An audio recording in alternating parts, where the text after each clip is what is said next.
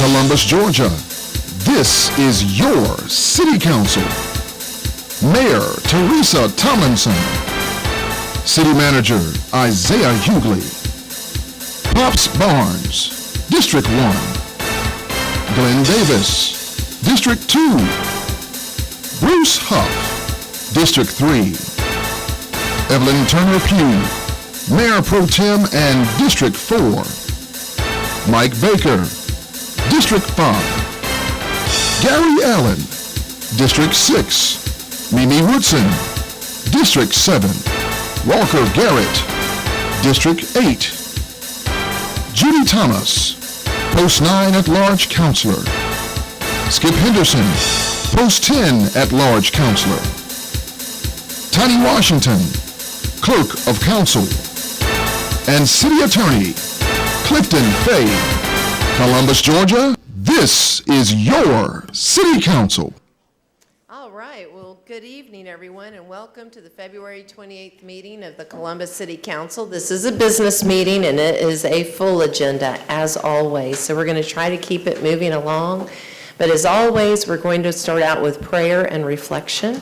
And so we have with us Reverend Jay Grantham of Winton United Methodist Church, my husband's childhood church. We're going to ask you to come here to the podium, if you would, and deliver the invocation consistent with your faith tradition. Good evening. Thank you. Thank you, Mayor Thomas, and thank you, council members, and we will have just a brief invocation. So let's bow our heads in prayer. Almighty God, as we come together this evening to conduct the business of this council, and on behalf of the citizens of this city, we acknowledge your sovereign power. Lord, we invite you this evening to be present among us. We pray that you would grant us wisdom as we go about our duties this day. We pray especially that you would allow us and empower us to carry them out with diligence and compassion, with love and integrity, and with a commitment to doing your will. May we faithfully execute the responsibilities with which each member of this council has been entrusted. Almighty God, we pray that you would watch over all of those who are present tonight and all of those who may have business before this group. Keep us safe now and as we depart. Lord, we pray now that we would bless our city and bless our state, bless our nation. May we be a people who always seek the ultimate good that is your divine plan. And in all things, may we give you the praise and the glory now and forever. Amen. Amen. Thank you so very much. And Reverend Grantham, thank you, too, for the fact that Winton United Methodist Church always opens their doors to the use of their community room for gatherings and forums. We appreciate that and the other programs of outreach that you do to aid this community. So thank you for being here tonight. And we have our special helpers this evening. We have J.D. Davis Elementary School.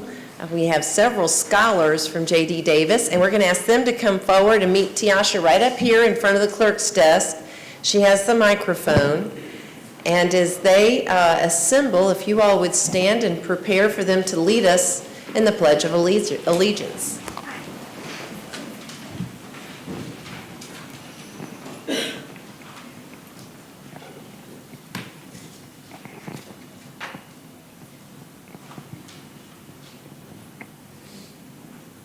Pledge allegiance to the flag of the United States of America and to the republic for which it stands, one nation, under God, indivisible, with liberty and justice for all. All right. We had some volume behind that one. That was good. Well, we want to have you take the opportunity to introduce yourselves and tell us how old you are. My name is Jamie Dawson, and I'm a J.D. Davis scholar, and I'm 8 years old. All right, great. My name is Amir, my name is Amir Johnson. I am 7 years old. I am a J.D. Davis scholar. My name is Kashawn McLean, and I'm a J.D. Davis scholar, and I'm 7 years old. My name is Tamaria Cotton, and I am 9 years old. My name is Aaliyah Collins, and I am 8 years old, and I am a J.D. Davis Scholar. My name is Brianna Looney, and I am a J.D. Davis Scholar. I am 9 years old. My name is Jameson Dawson, and I'm a J.D. Davis Scholar, and I'm 8 years old. Great, I think we missed one in the middle. Yes, ma'am. That one, this one not working. Okay, yeah, that's a better one there. My name is Nikayla Harris, and I am 8 years old, and I'm a J.D. Davis Scholar. All right, and introduce yourselves if you would. I'm Atavia Williams, the proud principal of J.D. Davis Yes, Elementary ma'am. School. All right, and? And I'm Leslie Parks, the proud counselor at J.D. Davis Elementary Great, School. and it looks like we've got some parents and some friends. If you're with J.D. Davis, raise your hand or stand up. All right, let's give them a round of applause. And before you go anywhere, we've got Counselor Thomas would like to say a few words. Mayor, would you ask one of these J.D. Davis scholars to tell us what that means? What do you have to do to be a J.D. Davis scholar? Okay, who wants to take that on? Who's got the microphone? Who wants to tell us about what's it mean to be a J.D. Davis scholar? It means you gotta get the hours in, and you gotta pay attention and follow direction, and you gotta listen to your teacher. Wow, okay, all right. That's great. Okay. And I understand the principal is a Delta, so that's important to our Mayor Pro Tem. She wants to make sure we know. Well, you all did an excellent job, and congratulations on being J.D. Davis scholars. You're very impressive. We're very proud of you, and we hope you come back and help us out again real soon, okay? Yes, ma'am. Thank you. Let's give them another round of applause.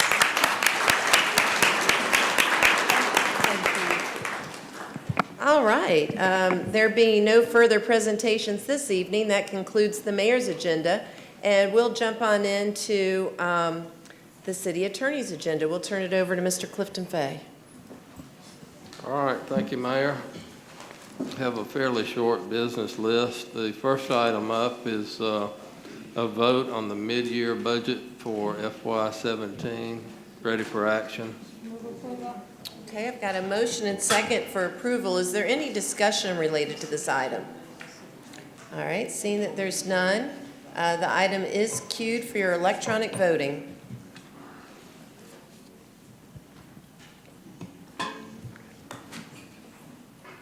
And it does pass. All right, thank you. Thank you. Next item, we have several zoning hearings. The first one up is a text amendment, Unified Development Ordinance change to create an overlay district for 2nd Avenue between 18th Street and Manchester 45th Street. Councilor Davis has some proposed amendments to this ordinance that have gone around the table. Everybody should have a copy, and I'm going to let Councilor Davis run down his list. I think he may want to change one of these potential amendments.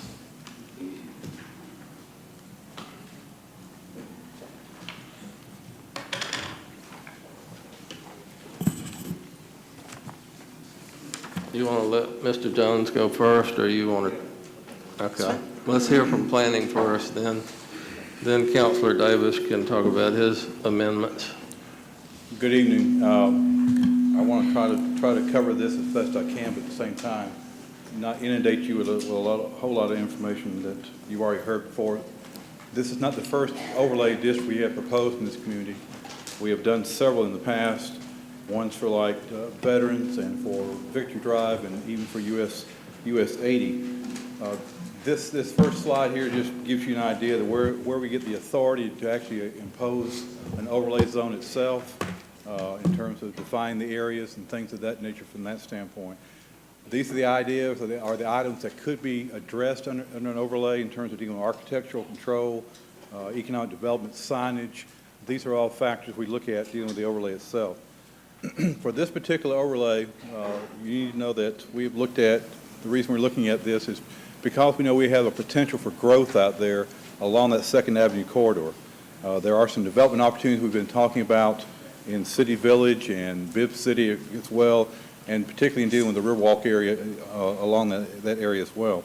This request, particular request, came from working with the Second Avenue Beautification Committee, which is a committee it's made up of really of business and civic leaders, developers from the area that surrounds the Second Avenue itself involved with that. The purpose and intent of this overlay itself is to really to enhance or protect the gateway itself that comes into the Columbus area from either the Phoenix City side or folks coming down north from that. We're trying to manage the location and intensity of development with this overlay from that standpoint. We want to make sure we provide quality and sustainable living environment, and we really want to control the aesthetics more than anything else. And that's really all we're saying about dealing with the overlay zones itself, is that this is a design to control and maintain aesthetics only along the Second Avenue corridor. This is not changing the zoning. This is not changing anything dealing with the uses themselves.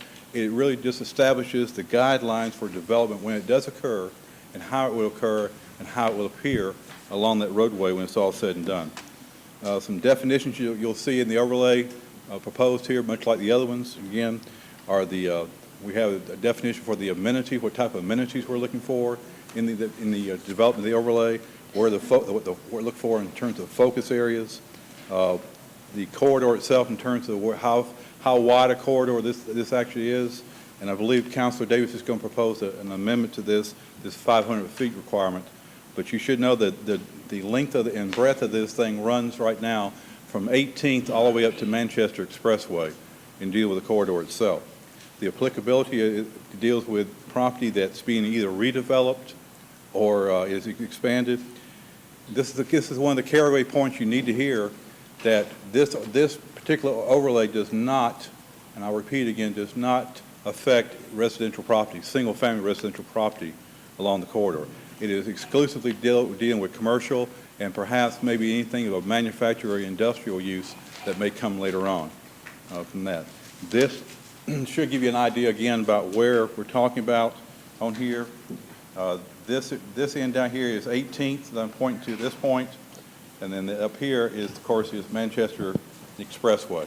And then right now, the way we've got it laid out is 500 feet on either side of the center line of 2nd Avenue would be where the overlay actually comes into play here. There are some design requirements here in terms of things like for vehicle access.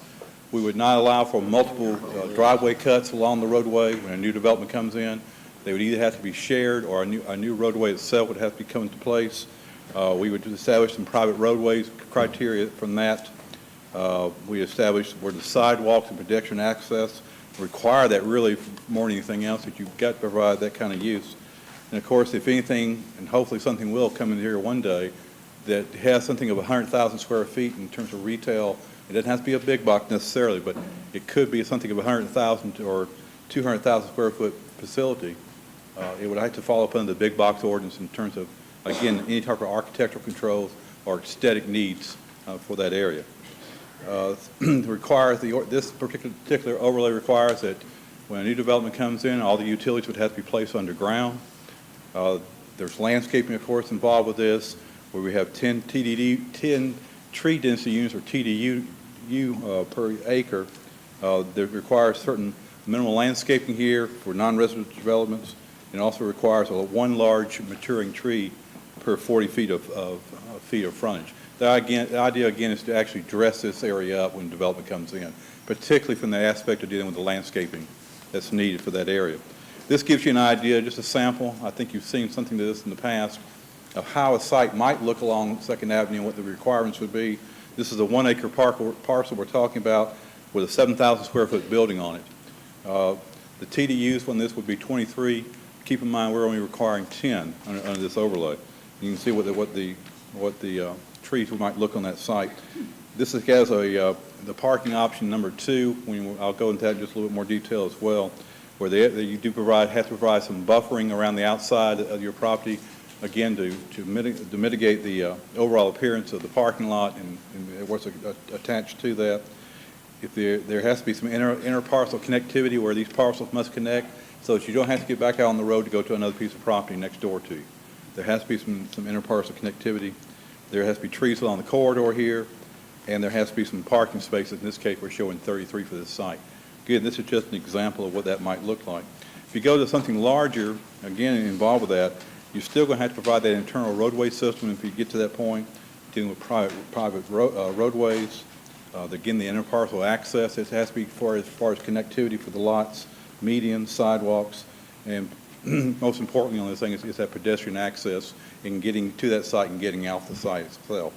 Again, this is the idea of addressing those sites up when they do occur along this roadway. There are parking requirements as well that primarily that you have to screen the parking away from the roadway itself. We don't want to see a lot of empty parking lot or a lot of headlights along that. We want to make sure we can screen that off from the roadway itself. There's talks about 3 options here in terms of you can put based on the square footage of the building, in terms of having a minimum of 18 inches of evergreen hedge to obscure that, or you can actually have an earthen berm involved, which is one of the options. I've got on here about, and I should have taken this off, under signage, we're not talking about, there is no requirement for billboards on this one, primarily because the billboards are already established along 2nd Avenue. And they also are established by zoning and by spacing under the sign ordinance and the existing ordinance. This overlay does not speak to billboards. That's a typo that should have been removed. It does not speak to billboards because we already have a way of governing how those billboards can go out there. And quite frankly, we'd have a tough time finding another spot for a billboard along 2nd Avenue at this point. It doesn't allow for bench signs, though, or things of that nature. It does require for things like monument signs involved with that, based on architectural and size standards that are established by the overlay itself. Shingle signs.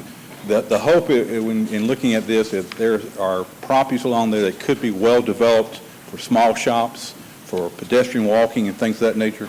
We think the shingle signs would add that as far as enhancing that area in terms of providing those kind of uses, which would basically be coming off the building itself as an overhang sign or something like that. And again, there's a size built into that as well. This again gives you an idea of what the landscaping and parking, what we're looking at, where you can have the different arrangements under one. It gives you either 20% in the front up to 50% in the front, but based also in terms of how you're going to provide the actual landscaping screening across the front of that and across the side. This is more of a footnote. We have kind of massaged this since our very first overlay, which was US 80, where we were requiring primarily that most of the parking be put in back of the buildings. We realized after we did that was a mistake, that because of safety concerns and people are just not willing to walk from the back of the store to the front, we have tried to go back and rework that to make that more appealing as these are. And you can see all the other requirements on here in terms of the 10-foot landscaping on the front of the 15. And there's just different ways we can work this and work with developers under this overlay, as we've done other as well, in terms of making this work for the community as a whole. Building placement is important to us. We want to make sure there's some kind of rhythm to those buildings in terms of either placing them close to the road or setting them the way that they really do conform and meet to the requirements of the area. We're looking at that in terms of placement, the building height, the building mass, and so forth. There are things we talk about here about how we deal with communication towers or cell towers, much like we do with the other overlays. We establish materials and landscaping for things like fences and walls, should they be required. We talk about drive-through facilities, the fast food operations, where we require those really to be on the side or the rear of the building. That has been extremely helpful. And I keep going back to US 80. We've had some really good luck with that in terms of providing that in overall appearance of what it's done for that roadway itself. This gives you an idea in terms of what we're looking at in terms of trying to keep the buildings away from residential areas where there has to be a certain separation based on the height of the building itself and how you provide your parking. There are some commercial building limits on here because as most of you well know that 2nd Avenue is an area that is densely populated with residential. I mean, it's all over the place up there. And so we got to make sure that whatever commercial development or any other development comes in there does not infringe upon those existing residential areas that may be on the backside. And this overlay will take care of that aspect of it. The ordinance also talks about gas station pump islands, where we make sure that those pump islands are trying to keep them away from the front of the road as much as possible. Again, we have the issue about dealing with them being in the rear, but we're looking at the side or some way of screening those off so that's not all you see is just gas pumps along the roadway.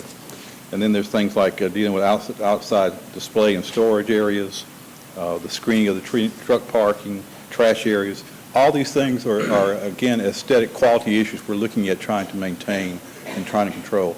And again, this is not the first overlay we've done this with. We have done these with the other overlays and making sure they work and are suitable for that roadway. Stormwater detention facility you see on here has to be also be landscaped from that. There's some architectural design that's set aside in this in terms of the facades, prohibits metal-sided and portable buildings. It identifies what type of roof materials you've got to have out there in this area. The biggest concern that this ordinance tries to address under as far as architectural standards is the overall appearance of the building. The last thing that we're looking for really in a building is you come in and just put up a complete solid wall that runs 300 feet down the length of the roadway, and that's all you see is that solid wall. We're looking for something that's going to break that wall up, that gives it some character, that lets folks know that there's another way into that building, that gives them some character, and it really makes it more attractive when it's all said and done about how that overall appearance occurs. And we also talk about accessory items in here for benches and trash receptacles and so forth from that.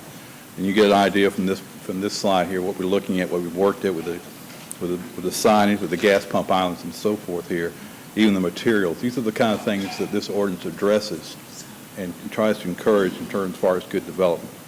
There's some additional design guidelines in terms of, like talking about the facades being varied in depth and things of that nature, the parapets on the roof in terms of trying to make sure we cover the equipment that may be on the roof, the building elevations and whatnot, and then, of course, the land use review. This is what we would try to be as thorough as we possibly can in putting these overlays together, because we realize that every corridor we have like this is an important entranceway or exit into this community. And we want to, at the same time, we want to be able to protect those developments that come in there and protect the neighborhoods that surround them, so that we don't have problems where we don't have a particular use that may really infringe upon the whole area as a whole. So we're trying to make sure we can do that. We think it's an important issue here in how we dress up these entranceway, particularly the 2nd Avenue, and we think this is just another step in making all that happen for us. All right. Thank you, Rick. I believe the mayor, I know that Councilor Davis has some amendments. Those have been handed out to council. I'm going to turn the mic over to him in a moment. The Mayor Pro Tem asked me to ask you if this has to do with sidewalks, if you are requiring sidewalks along 2nd Avenue. Where there's no sidewalk eventually, yes. When that development occurs, yes. There'll be a 5-foot minimum sidewalk goes in at that time. Okay. Councilor Thomas. Mr. Jones, would you go back to the slide that is the commercial building height limit? This one? That one. Yes, ma'am. This overlay is only 2nd Avenue, right? Yes, ma'am. Well, I mean, some of those residences, some of those commercial buildings that are on 2nd Avenue back up to residences that are on 3rd Avenue. Right. Are they impacted at all by this? The residents? Does the commercial building have to be? Well, again, this is more for illustration purposes to show you where we want to try to keep that separation away from residents. We'll have to look at, again, because of the depth of the lot or the overall size of the lot, this may not be required, may not meet that requirement of 100 feet. Our primary concern, though, is to make sure we keep enough distance between that business and our residential area itself. And quite honestly, I don't want that, there's some of these lots that are nice-sized lots that could accommodate this, but we also have some lots along that roadway that will never meet this kind of standard. So we got to look at that on an individual basis. And I know, too, that there, in numerous places along 2nd Avenue, there are residences on the west side and commercial on the east side of the street. But, and so I guess I'm wondering how all of that's going to work together. There, as you said, there are a lot of residences on 2nd Avenue. Yes, ma'am. and we want to make sure that we do this in the correct manner. So Absolutely. can you speak to that a little more? Well, Help me clear it up. if I understand what you're describing to me, on the west side of Second Avenue itself, there are residential houses. That's The one that I see in my mind, Mr. Jones, is at 38th Street, okay? On the northwest side of that street, 38th Street, is residences. Across the street from that, on the other three corners, are all commercial. right. So how would this interact with all of those pieces? Because there's a street separation between those, it's not going to impact them greatly. The thing we're going to be concerned about, though, is, and we're really requiring, just like anything else, somebody come in here and lay it down, master plan it out with us in terms of just saying, I want to go in here and place a building, just a regular old building and stick it in here. We're making sure that not only are they going to be able to accommodate that building site, but they got to be able to accommodate the landscaping, the parking goes with it, and anything else that may attribute to the use of that building. Because there's street separation from the house on one side and the business on the other, I'm not so much concerned about that. I think we can deal with that and deal with the aspect of the traffic also it may generate. But I am concerned about those that are on the same side of the roadway, where the house behind the property, maybe on Third itself, or Second, the building may front on Second, but there's a house on Third. And we're going to have to look at those on an individual basis and figure out how we can make that work.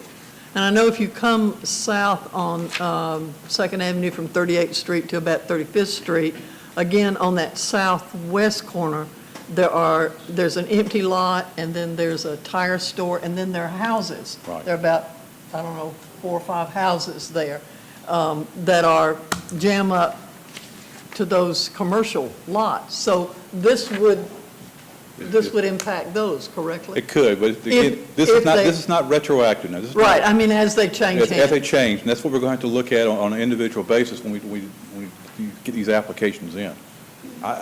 First and foremost, I'm convinced that this Second Avenue is going to go through redevelopment.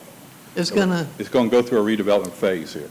I think we're going to see things happen along this because like we stated earlier, because of the activity that's predominantly coming now with City Village and with Bibb and with the Riverwalk, but we got such a tremendous amount of in terms of volume of traffic that goes back up and down that road every day. I think that's what we're going to see happen here. But in dealing with that, though, I think lots like that, we're going to have to look at and be cognizant of the fact that there's a potential for some impact with these developments that go along. But again, the residential aspect of any of these houses are not affected as far as meeting these requirements. What our concern from the planning side will be, how do we protect those residential areas so that we don't infringe upon their use of the property itself? we need to be very cognizant of both the residential areas and the potential commercial areas, so that they both come out of this on top, if you will. Thank you. Yes, ma'am. Rick, you mentioned City Village. I presume this was a coordinated effort with some of the representatives, Yes, so it's ma'am. not contrary to Yes, the ma'am. plan. Okay, great. I failed to put it in the slide, and even after I asked the information, we did hold 2 public hearings on this proposal. And we had about 70 or so, I think, the first time, which we did again in August for freshmen. We did in August, and we came back in November and with a final copy of this. And for the most part, we got positive results. I think we got a lot of good input from that meeting. I think we scared some folks from the first meeting because I thought they thought we were going to do something with the roadway, and we had to nix that idea real quick. So. Councilor Davis. Thank you, Madam Mayor. Mr. Jones, I really appreciate you taking the time and the effort, all the hard work that's gone into addressing concerns dealing with this corridor. And I think everybody knows this is one of the gateways into our city. There's been a lot of people that have spent a lot of time and attention and focus in this area and have worked with you on this, and we really appreciate all of you getting together, all the ones involved in seeing this through. To this point, I did want to say that to my fellow colleagues that Rick and I have had a chance to speak today. Some of these minor amendments here and there are just kind of taken away or adding to the ordinance as a whole.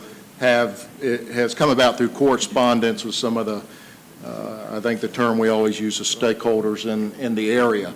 And I'm just going to read these amendments, and hopefully everything will be okay with them. And the first thing, in Section B in the definitions, it talks about the 500-foot. I think we were talking about a little, I think Councilor Thomas was talking about a little confusion in there with some of the developments. I think there was a concern dealing with First Avenue and the east side of Third, that there may be a little confusion in there, and what would solve that is just, I think everybody agrees, including Mr. Jones, instead of take it to down from 500 to 400 feet would serve that and would mitigate that concern. The B in there also does not include 42nd Street, and I think they call it a focus area, and I believe that there's been a number of requests to include 42nd Street. I think that's okay with Director Jones as well.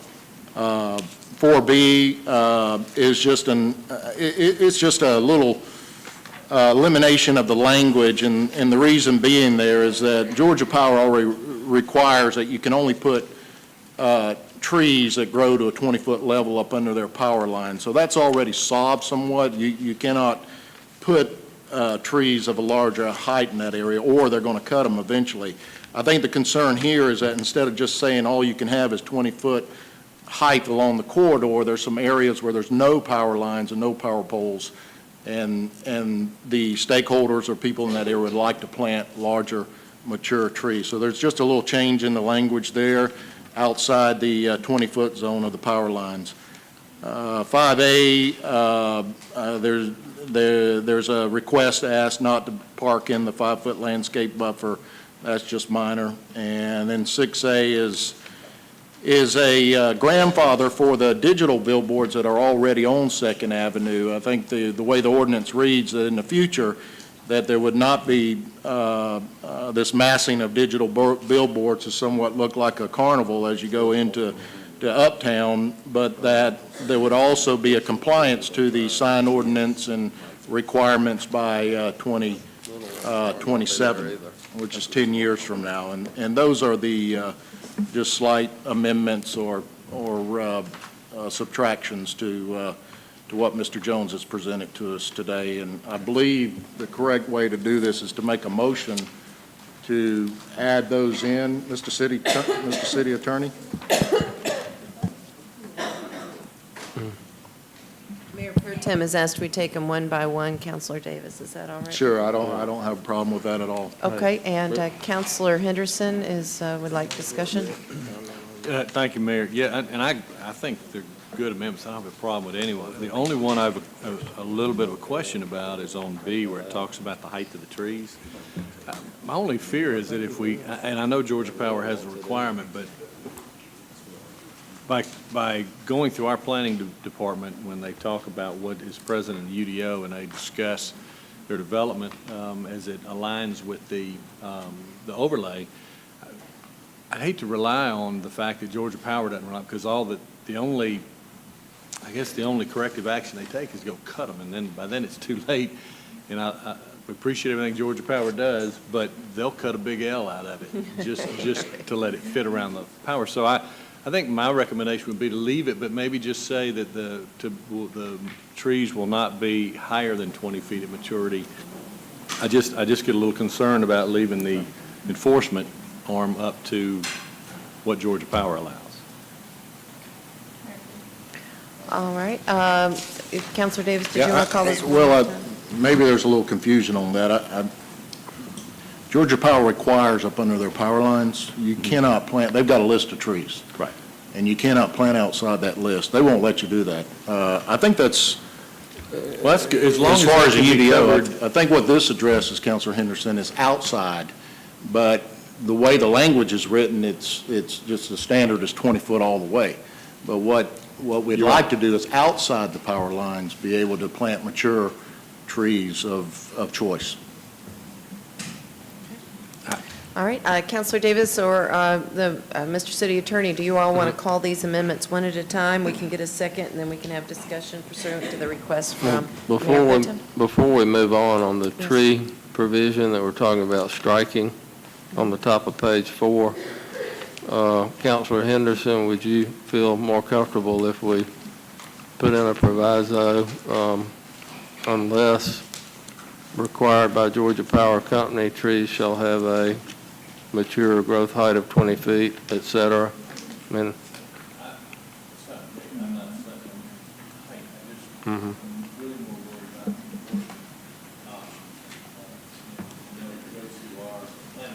It's in the UDO, they can then pay a little closer attention to what is planted. Now, if there's a similar process that takes place and you make sure they comply with Georgia Power's planting requirements, I'm okay with that. I just, If I may, Madam Mayor, members of council, after rereading this section again, I think the real intent is to keep the trees at a certain height under the power lines itself. Right. Not necessarily on the property. We don't care anything about that, to be honest. I mean, if you want to have whatever you want to have out there, that's fine with us. I think that That's the way I we're trying to read make sure, like you're saying, Councilor Henderson, that with this language, that we don't have somebody plant trees and then 10 years they come and cut that V out of them or cut them down or whatever, and we just lose that tree. and I think, I don't know, it's just my opinion. I think even if it is a little overlap, it seems to me it eliminates the opportunity that we'd end up having to have those things cut later. I mean, it's not that big a deal, I guess. And Councilor Davis, maybe the language we need to put back in here is something that says more directly about when locating close or under a power line, it cannot exceed this height. Yeah, the language, whatever city attorney chooses, I think the intention is, like Councilor Henderson says, underneath the power lines, spell it out. Okay. I think the concern, what was communicated, was outside, where it's just open, where there's no power lines. That's the concern. Okay. And what they would like is to be able to plant larger trees in those areas and not be restricted to 20 foot. Right, okay. Perhaps we just need to clarify that language. All right, we have Counselor Thomas. Mr. Jones, on this one, this is talking about the minimum 5-foot wide strip that is the city right-of-way. Would all of those Georgia Power lines and poles be within that 5-foot strip? If they're not within the 5 feet, they're going to be awful close, because those of you who experience that roadway, you know how close those power poles are now, and they are right on the right-of-way itself. So Yes, if we left the language in there that says that on this 5-foot strip, the trees have a max of 20 feet, isn't that what we're looking for? And then beyond that 5-foot strip, you can have as tall as you want. Isn't that what you? Correct. So I'm not sure why we're taking this out. Well, Councilor Thomas, what I'm hearing, though, I think is we need to be absolutely clear in what we're trying to achieve here. I think it may require some additional work on our part to make that happen. And we can certainly come back with that in time for second Are reading. you suggesting that before we vote on this one, we let you wordsmith it a little bit? That would be my request. Let us do a little bit better job for us. Is that all right, Councilor Davis? Let's do that then. Okay. All right. Mayor Pro Tem had some additional questions. On the first one that you talked about, is it section B, about the 500 feet? Right. And you said something about 400 feet. Right. And this is 3. It would be a correction to the 3, and 400 would be put in instead of 300. And why is staff saying, recommending 500? If I understand the question, Madam Mayor Pro Tem, the deal was in terms of trying to make sure that we cover the entire block area on both sides. 500 feet seems to be appropriate. There's nothing that says that we can't do the same thing with 400 feet as well.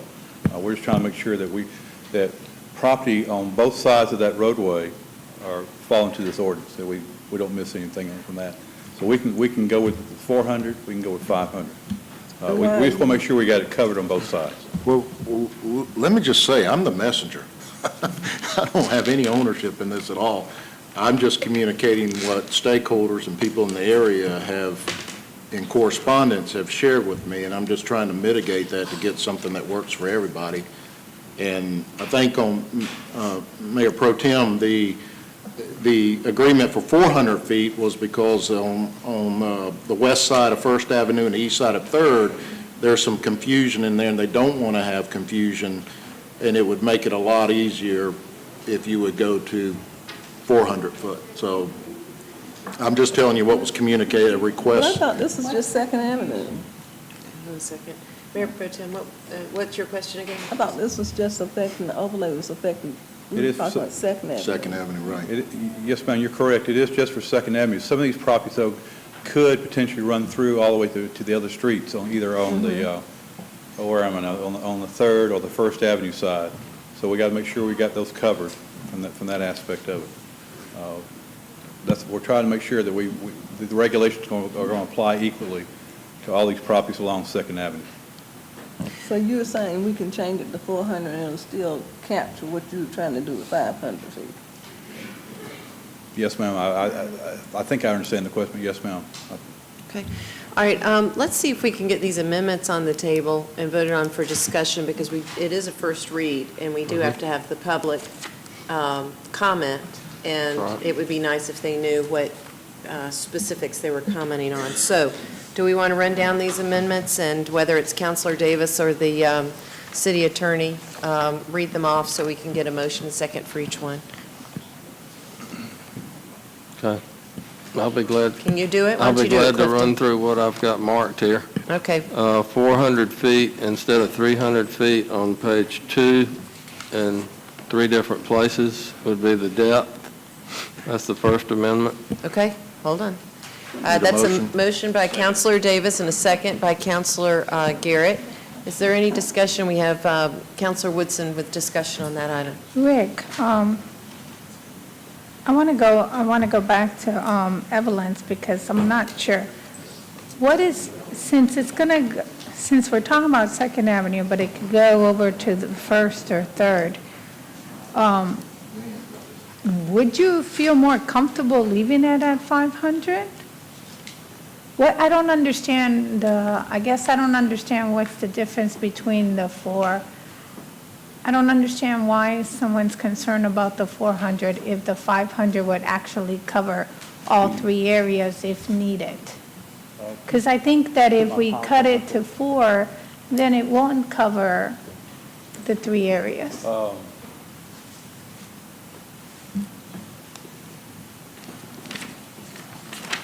Let me show you, Okay. primarily on the map itself. We can bring it back up here. Again, there's 2 things really going on here with this requirement of the 500 feet or the 400 feet itself. And that's in dealing with the idea of, again, some of the depth of these lots in terms of making sure you encompass all that in there to make that happen.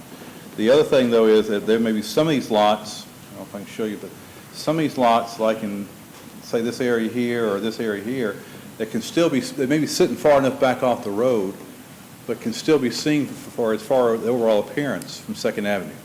It may have some impact on it. There's some buildings that do sit far enough back that are still, they may have an address off of Second Avenue, but are still far enough back that have some visual impact or potential visual impact along Second itself. That's why you're looking for a distance requirement. 400 feet is doable. I have no problem with that. 500 feet is fine as well in terms of how you achieve that. Our objective, again, is just to make sure that we make this corridor more aesthetically pleasing, if you want to call it that, when it's all said and done, when development does occur along this roadway. So 400 versus 500, I'm not sure there's a great deal of difference in that, but we can go with either way. Councilor Henderson? Right, and I apologize for my confusion, because I know y'all said the 500, and then in this, it says 300, and then we talked about a 400. And I guess my question would be, if we're changing, I don't mind changing to 400, but what are we specifically accomplishing by going to 400 instead of the 5? It obviously is going to preclude some section. I'm just curious what the intent is, because I sure don't mind approving 400. Let's see. Clifton, do you have a response to that? Well, I think Well- we got some folks in the audience that may want to comment on this too before we vote. Okay, that's gonna make things difficult. If we're Mhm. gonna allow comment to each one. I'm fine Yeah. with that, but, it'll be Yeah. an all-nighter. So if there's Well, is there but a if- better way, or we just want to break it down Well, to each one? I mean, council's gonna need the input before they Yeah, vote, if, so. yeah, if there are people who have a specific Okay. issue with each one of these amendments, it would be helpful to hear Okay. before we, because All I hate to right, approve it. let's do that then. Let's go ahead and open it up for community discussion on this first read item, and this is related to the amendment related to going from 300 to 400 foot. Okay, if you would, raise your hand on that, and you come on up.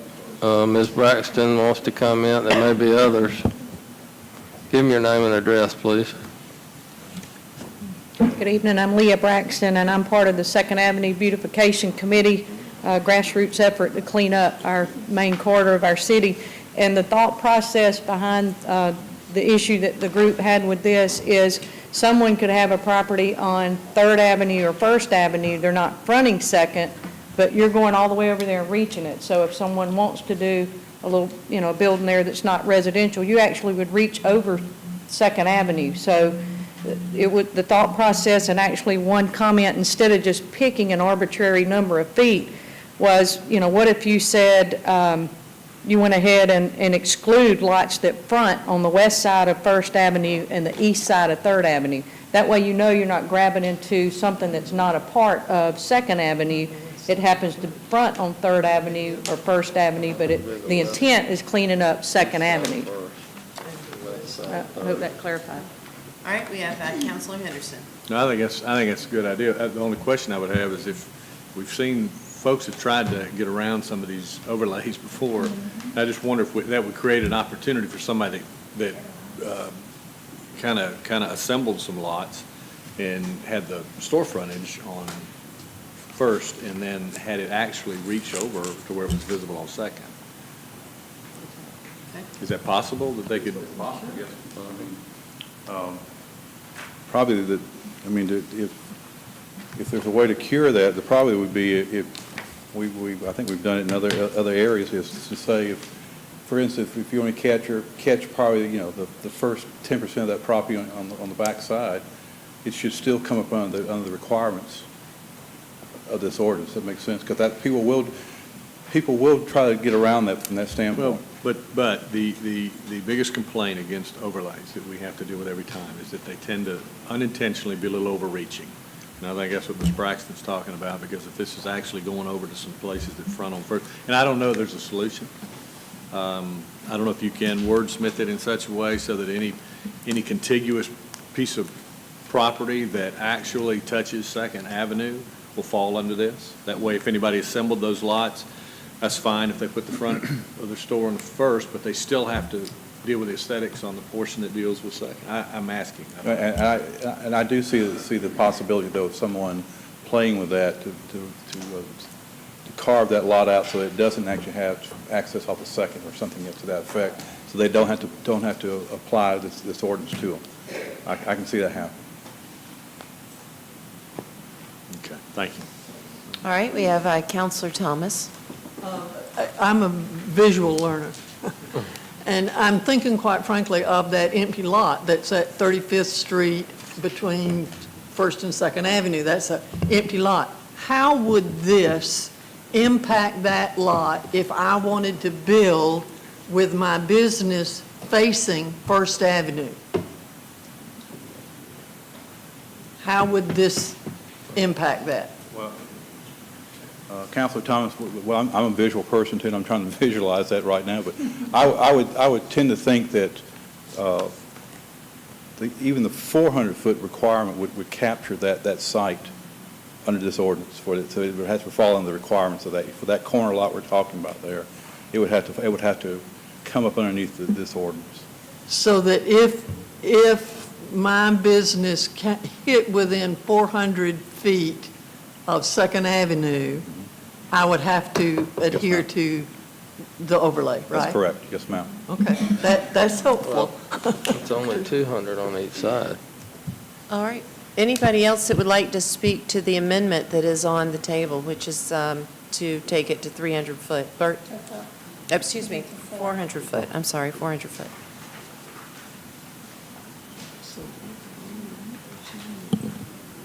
Yeah.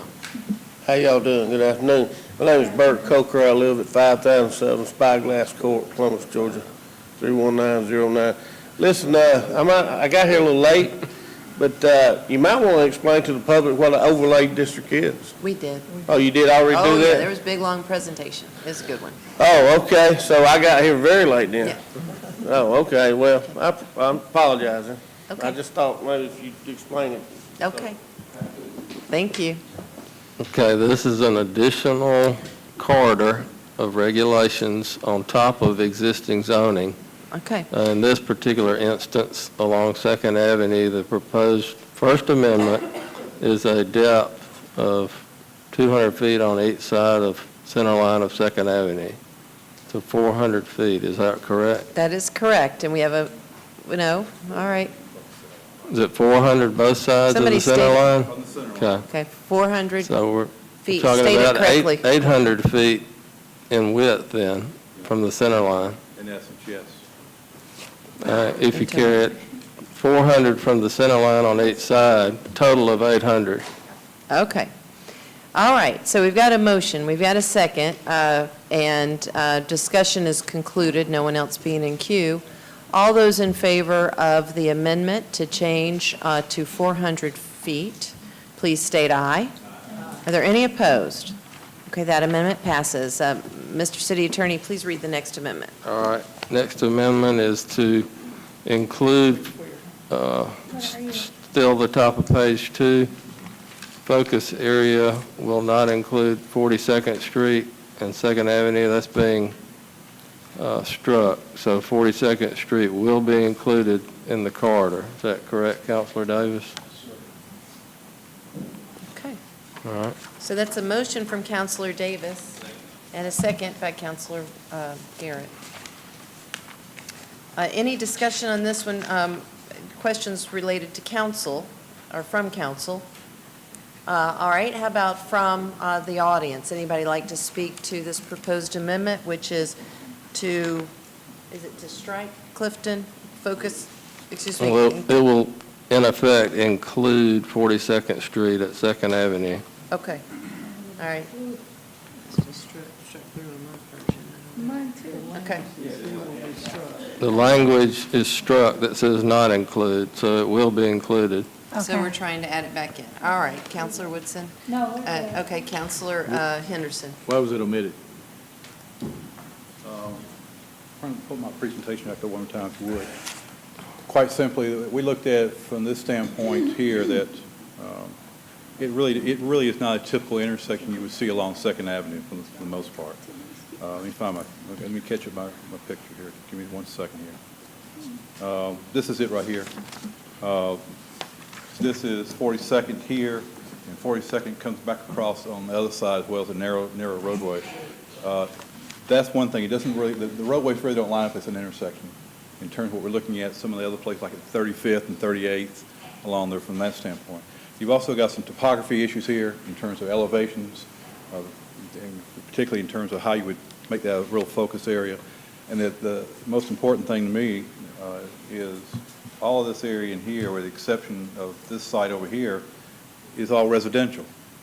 And it's all well established. You know, that was the only thing we thought about in terms of why we wanted to exclude it out. Again, it's not a deal breaker here. If we want to put it back in there, that's fine. We hope that one day that area will be redeveloped like the rest of them. But for the time being, right now, we know what we're up against in terms of the conditions I just laid out for you.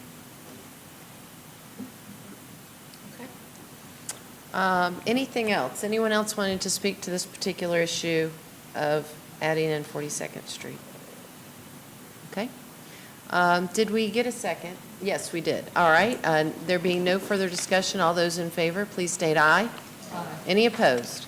All right, Mr. City Attorney, you want to go to the next one? The next one is the top of page 4. We're going to hold the tree provision and see if planning wants to come back with some additional language on that. Paragraph 5A underneath that, we've got underlined, parking shall be prohibited on city right-of-way and within landscape buffers required by E4B. That's the next amendment. Okay, it's a motion and second, and discussion by Counselor Woodson. Yes. Rick, would this cause any parking space problems for any developer that might come in, No, ma'am. or people presently there? We really don't allow now any parking on city right-of-way. And this would be no different. If anything, what this does, it strengthens the ordinance and strengthens the condition, lays it out so everybody understands where the parking can occur. Primarily, we're saying it cannot occur, though, on the city right-of-way. Okay. Now, let me ask you a question, just out of curiosity. Excuse me, because like Skip said, overlays are usually very sensitive. Has the community, the residents, not the business individuals, but the residents there aware of this? Yes, ma'am. Okay. All right, we've got Counselor Davis. Thank you, Mayor. And again, Mr. Jones is right about the city's policy. I think the concern here is just to make sure that it's strengthened from the standpoint of nobody encroaching or parking in the 5-foot landscape buffer that's required. I think that's the main concern. All right. Let's see. Any discussion from those in the audience would like to speak to this prohibition against parking on city right-of-way and within landscape buffers? Okay. There being no further discussion, all those in favor, please state aye. Aye. Are there any opposed? Okay, that amendment carries. Mr. City Attorney. Okay, next proposed amendment is the middle of page 5, at paragraph 6, capital C. This would give all signs in the corridor a 10-year period to comply with the provisions of this code section. That would give everybody until January 1, 2027 to comply, all signs. All right. Counselor Davis, is that a motion? Okay, and a second? And second by Counselor Garrett. Discussion or questions? I don't see any from council. Would anyone in the audience like to speak about all signs within the corridor shall comply with the provisions of this code section by January 1, 2027? Yes, sir. Yes, sir. Yes, you need to come on up because people watching on TV can't hear unless you're talking into the microphone.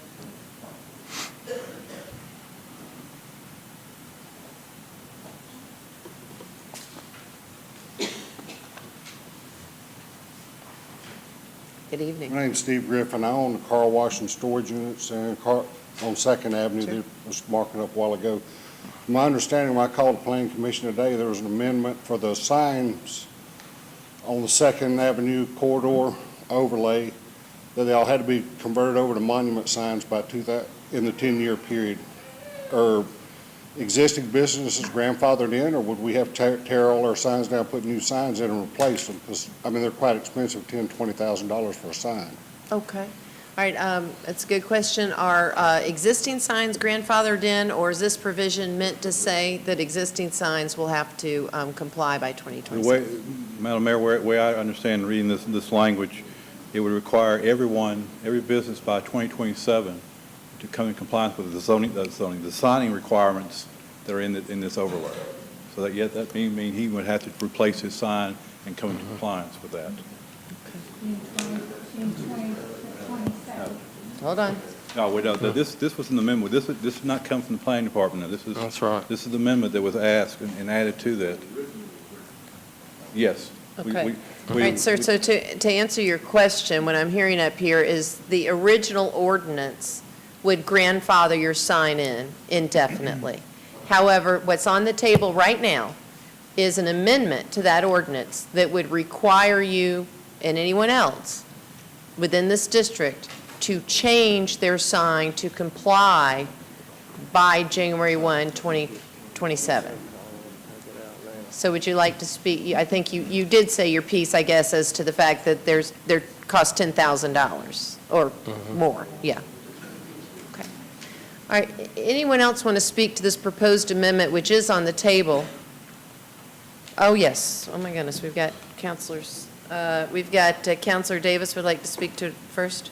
Yes, sir. No, I just wanted to, again, say that this is, I think that the advisory committee that's been working on that is good to see Ms. Braxton here tonight. I didn't see her earlier, and I think she's been working for quite a while in some of these areas alongside with the planning department, and this was Madam Mayor, what I want to say is the digital billboards, any digital signs that are up there would be grandfathered.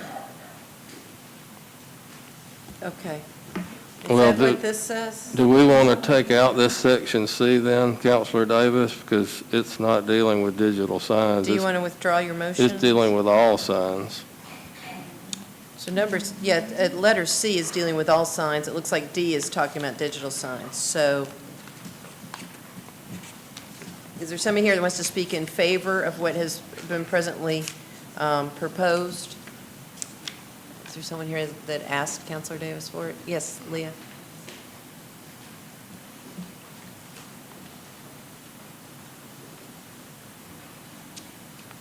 What this committee looked at was that we're looking to improve the corridor of Second Avenue, and we felt like a 10-year period would give adequate time for someone to consider that. They will see the progress that Second Avenue has made during that time period, and they may not see it as a benefit now, but 10 years from now, they'll see how they really don't fit in and how that's needed to give us a good look on that corridor. So that was the thought of the committee that worked on this.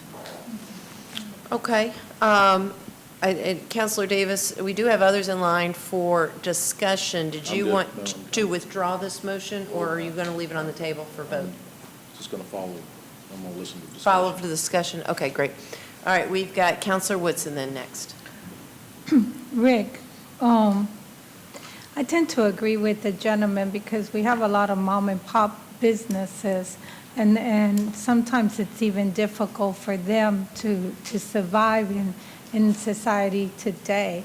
On the other overlays that we've done, is it where they're grandfathering, but if they make any changes, they would have to convert to the new ordinance? Because if I remember correctly, if not mistaken, when Gus's had a sign, an old sign up there, it was grandfathered in. But then something was wrong with the lights or something, and they wanted to fix it. They had to replace it to the new ordinance of the overlay. Am I correct? Yes, ma'am. Let me explain to you as best I can. When we write the ordinance of this type, particularly for overlays, we've never included language to this effect. Reason being is we feel like when someone comes in brand new, we'll catch them then. Mm-hmm. Going to your second part of that question, though, when somebody does go in there and say, like, they go in there and want to redevelop or improve the site or whatever, as long as they don't exceed 51% of those improvements, they're still grandfathered in.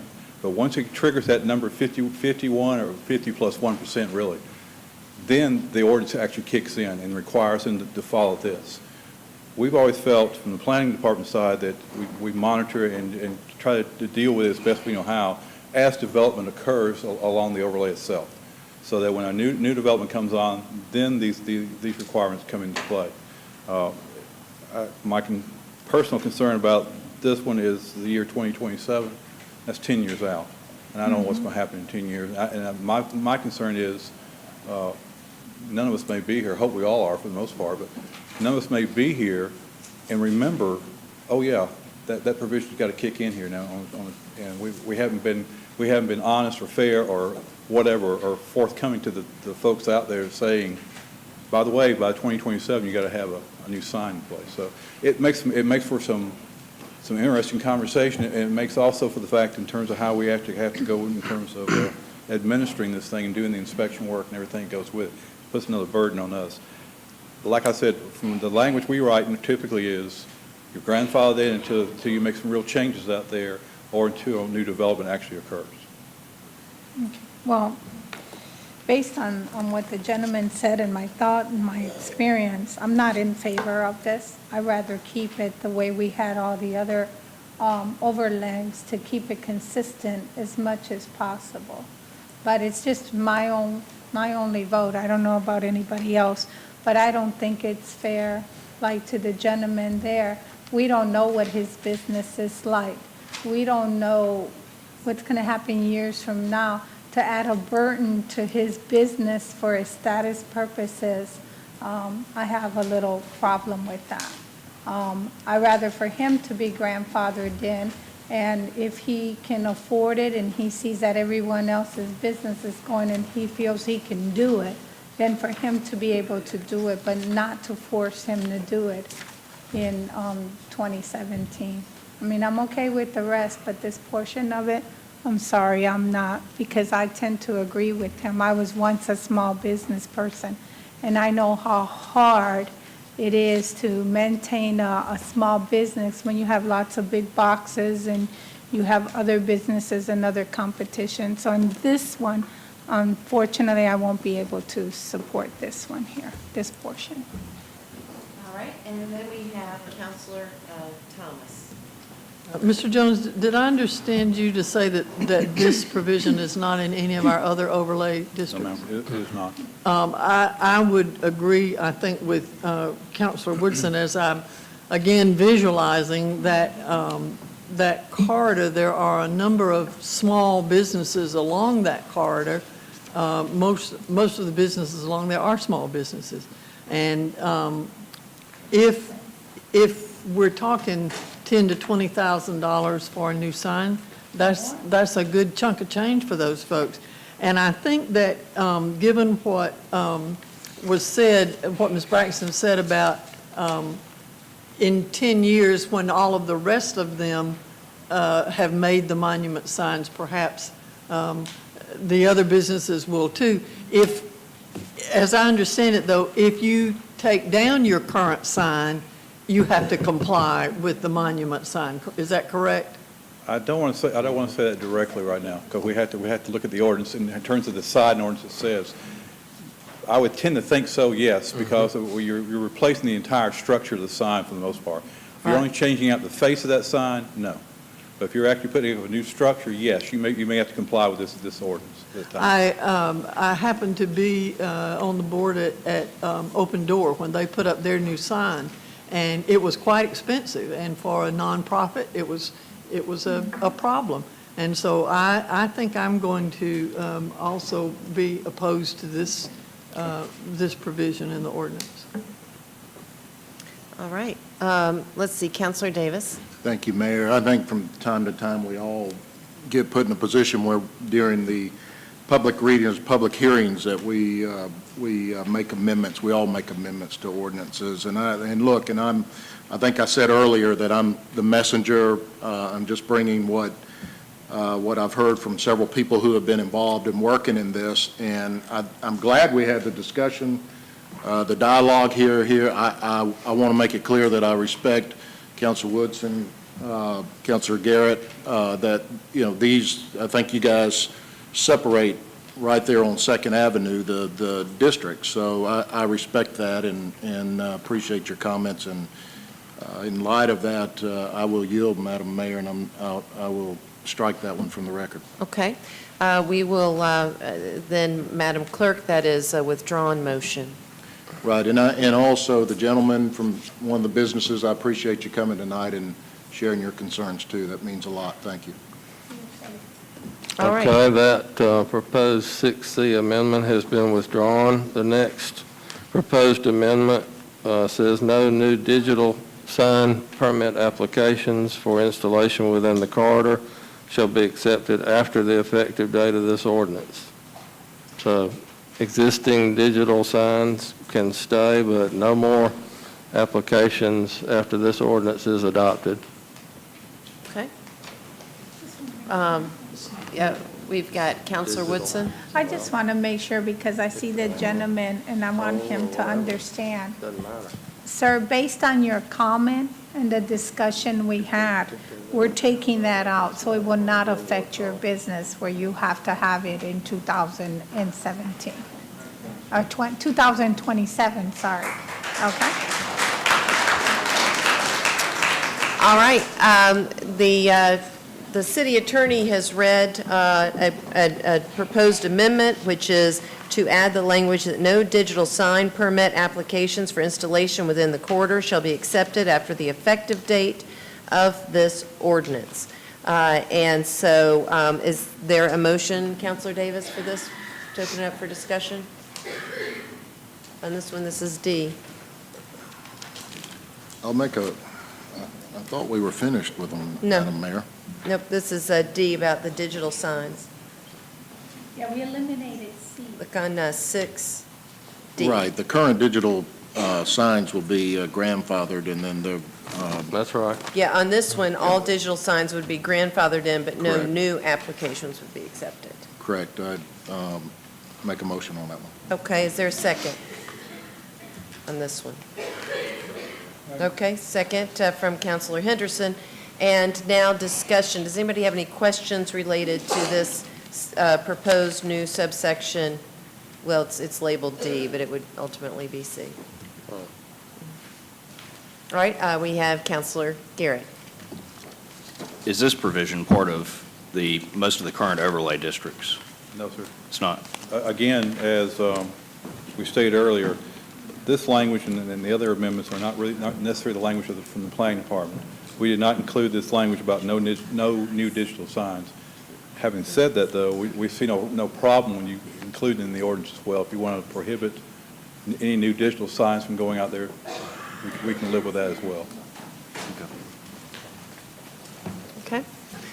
We have, let's see who's next here. We've got Councilor Woodson.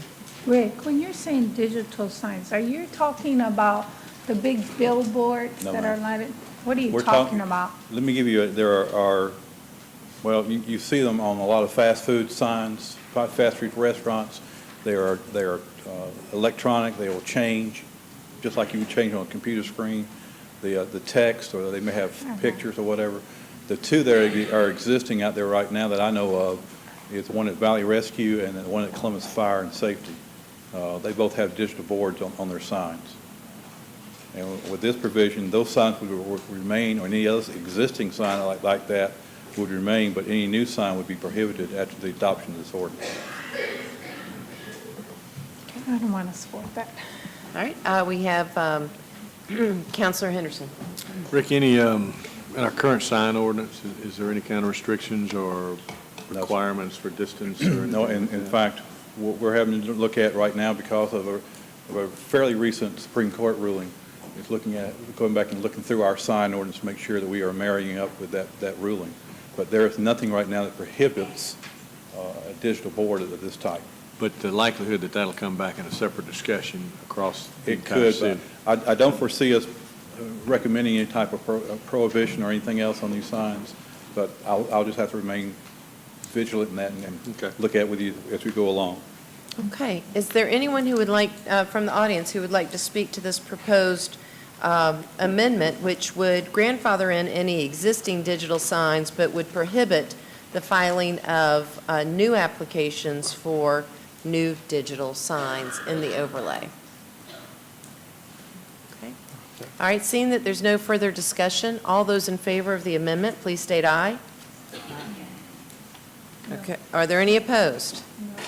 Okay, let's have a show of hands. All those in favor? 1, 2, 3, 4. And those opposed? It's 3. All right, it's inconclusive, therefore it will not be added. All right. All right, what else, Mr. City Attorney? I think that was everything, Mayor. Let me make sure. Okay. That should be it. And All then, right. as amended, this ordinance will come back in 2 weeks. Is there anyone For a who would vote. like to speak to the ordinance as amended, now that we've walked through those particular things? Anyone wants to speak to it conceptually or just generally? All right. Anything? Leah? Yes.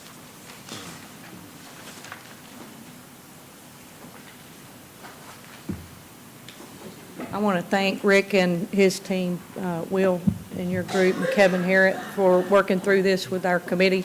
And just our intent is to make sure that the Second Avenue piece looks good when you come down it. And I just thank each and every one of you for listening tonight. Thank you. Okay. All right. If there's no further comment, then that will conclude the public hearing on this first read. And as the city attorney said, we will come back in 2 weeks, correct? Which will be a Right. 9 a.m. morning meeting, and have the vote then on the ordinance.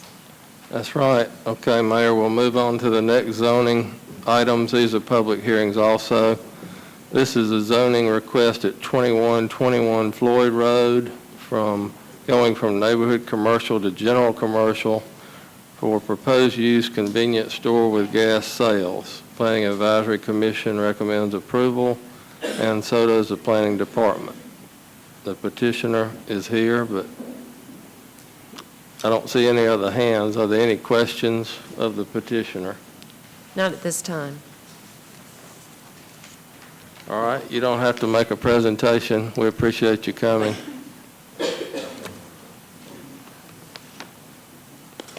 They'll vote on that in 2 weeks at 9 o'clock. Next zoning item is property at 6002 Veterans Parkway, going from neighborhood commercial to general commercial. Proposed use auto truck repair minor, recommended for approval by Planning Advisory and conditional approval by the Planning Department. Mr. Mize is here with the petitioner. Are there any questions or anybody in the audience that wants to be heard? Okay. Seeing no hands, we'll vote on that in 2 weeks, Mr. Mize. Thank y'all for being here. Next item, Mayor, is a first reading of an ordinance to amend Chapter 5 of the Columbus Code. This would regulate tethering of animals, dogs in particular, but we've got this on the table for discussion. I know there are a lot of people here that want to be heard. Okay. All right. Well, this is it, the public discussion. So if you'd like to come forward, just state your name, please, and tell us your thoughts about this proposed local legislation. Hey, hi, my name is Christy Nolan. It's nice to finally meet some of y'all. I know I've emailed you and spoken with some of you, and very excited to be here. First, I would like to show you a couple examples of what we're dealing with our current ordinance. Dogs are allowed to be on 10-foot chains. Not only are they allowed to, but it's suggested that that's what they're put on. So if it's okay, I'd like to show you what that looks like. Okay?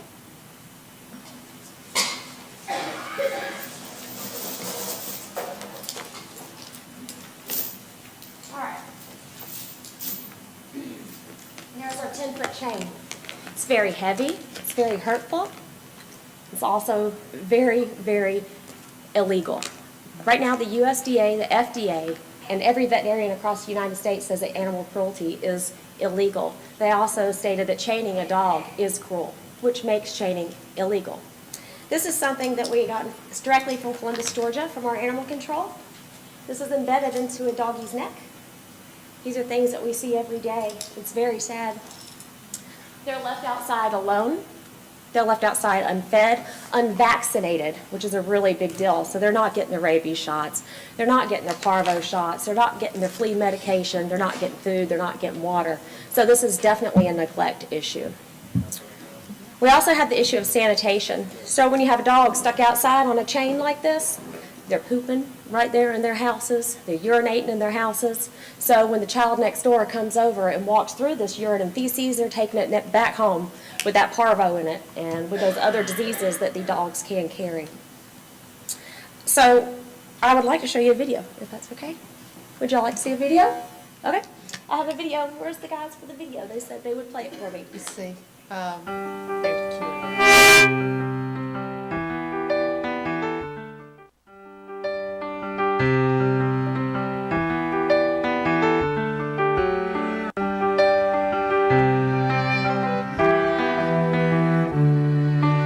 Nothing to look forward to. Watching cars go by all day. Nothing to play with, nothing to do. Shivering in the cold, hard rain.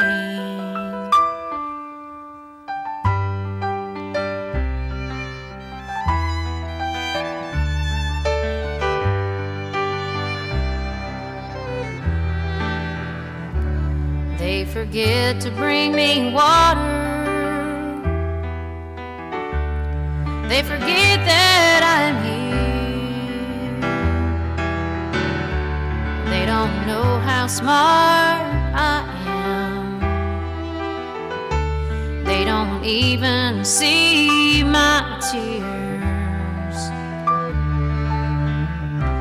What did I do wrong? What did I do? I just want someone to love me, 'cause I love you. Whatever I did wrong, maybe I can change. No one knows how hard it is. How hard it is to be a dog on a 10-foot chain.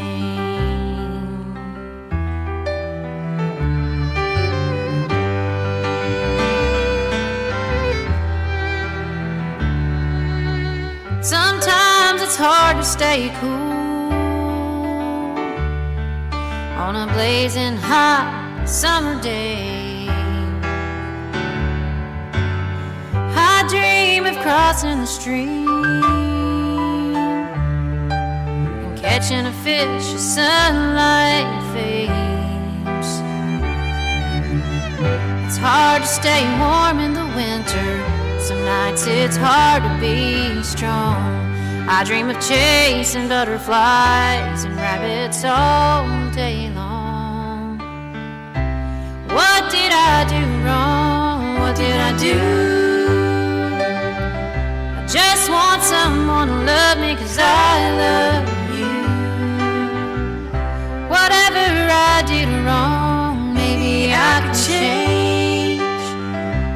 No one knows how hard it is. How hard it is to be a dog on a 10-foot chain.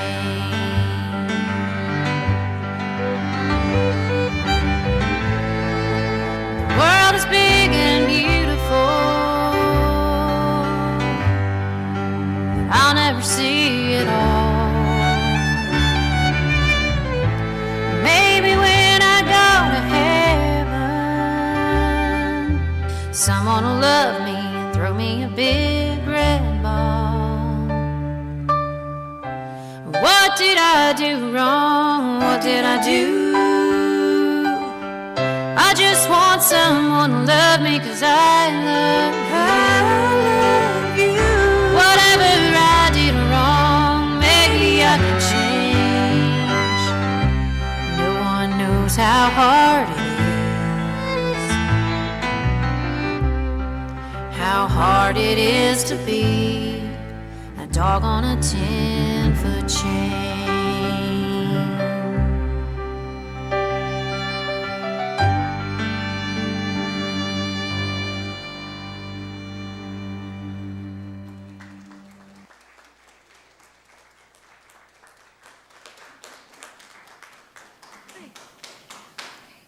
If I could speak a little bit about the petition. We started the petition about 8 months ago. I didn't think it was going to get, but a couple hundred signatures maybe.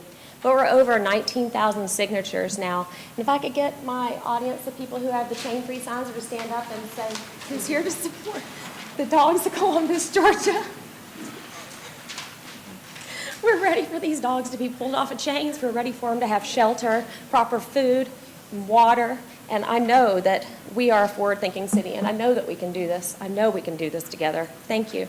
Do we have any questions? Thank you. There's no questions of council. Are there anyone else that would like to speak? I mean, I think they've spoken with their signs, but if they'd like to speak, this is certainly your opportunity. Please come forward.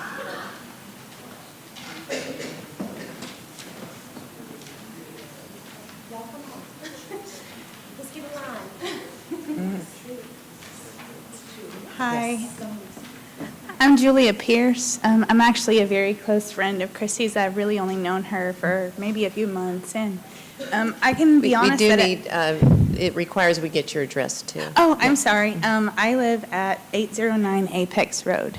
Okay. At first, I can say when I lived in Opelika and I saw Christy come forward with this petition, I didn't quite understand it. And the more that I started really reaching out and understanding what she was petitioning for, I really got on board with it.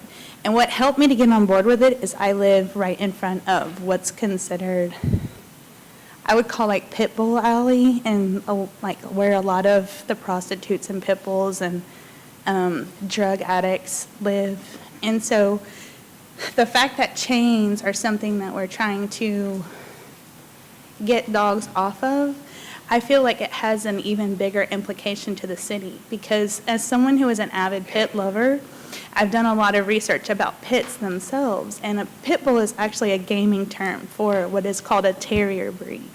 But a lot of people who are doing things that are illegal use the threatening nature, the aesthetic nature of a pit bull to be kind of a barrier, to be a warning system for police or whatever are coming forward to warn them ahead of time.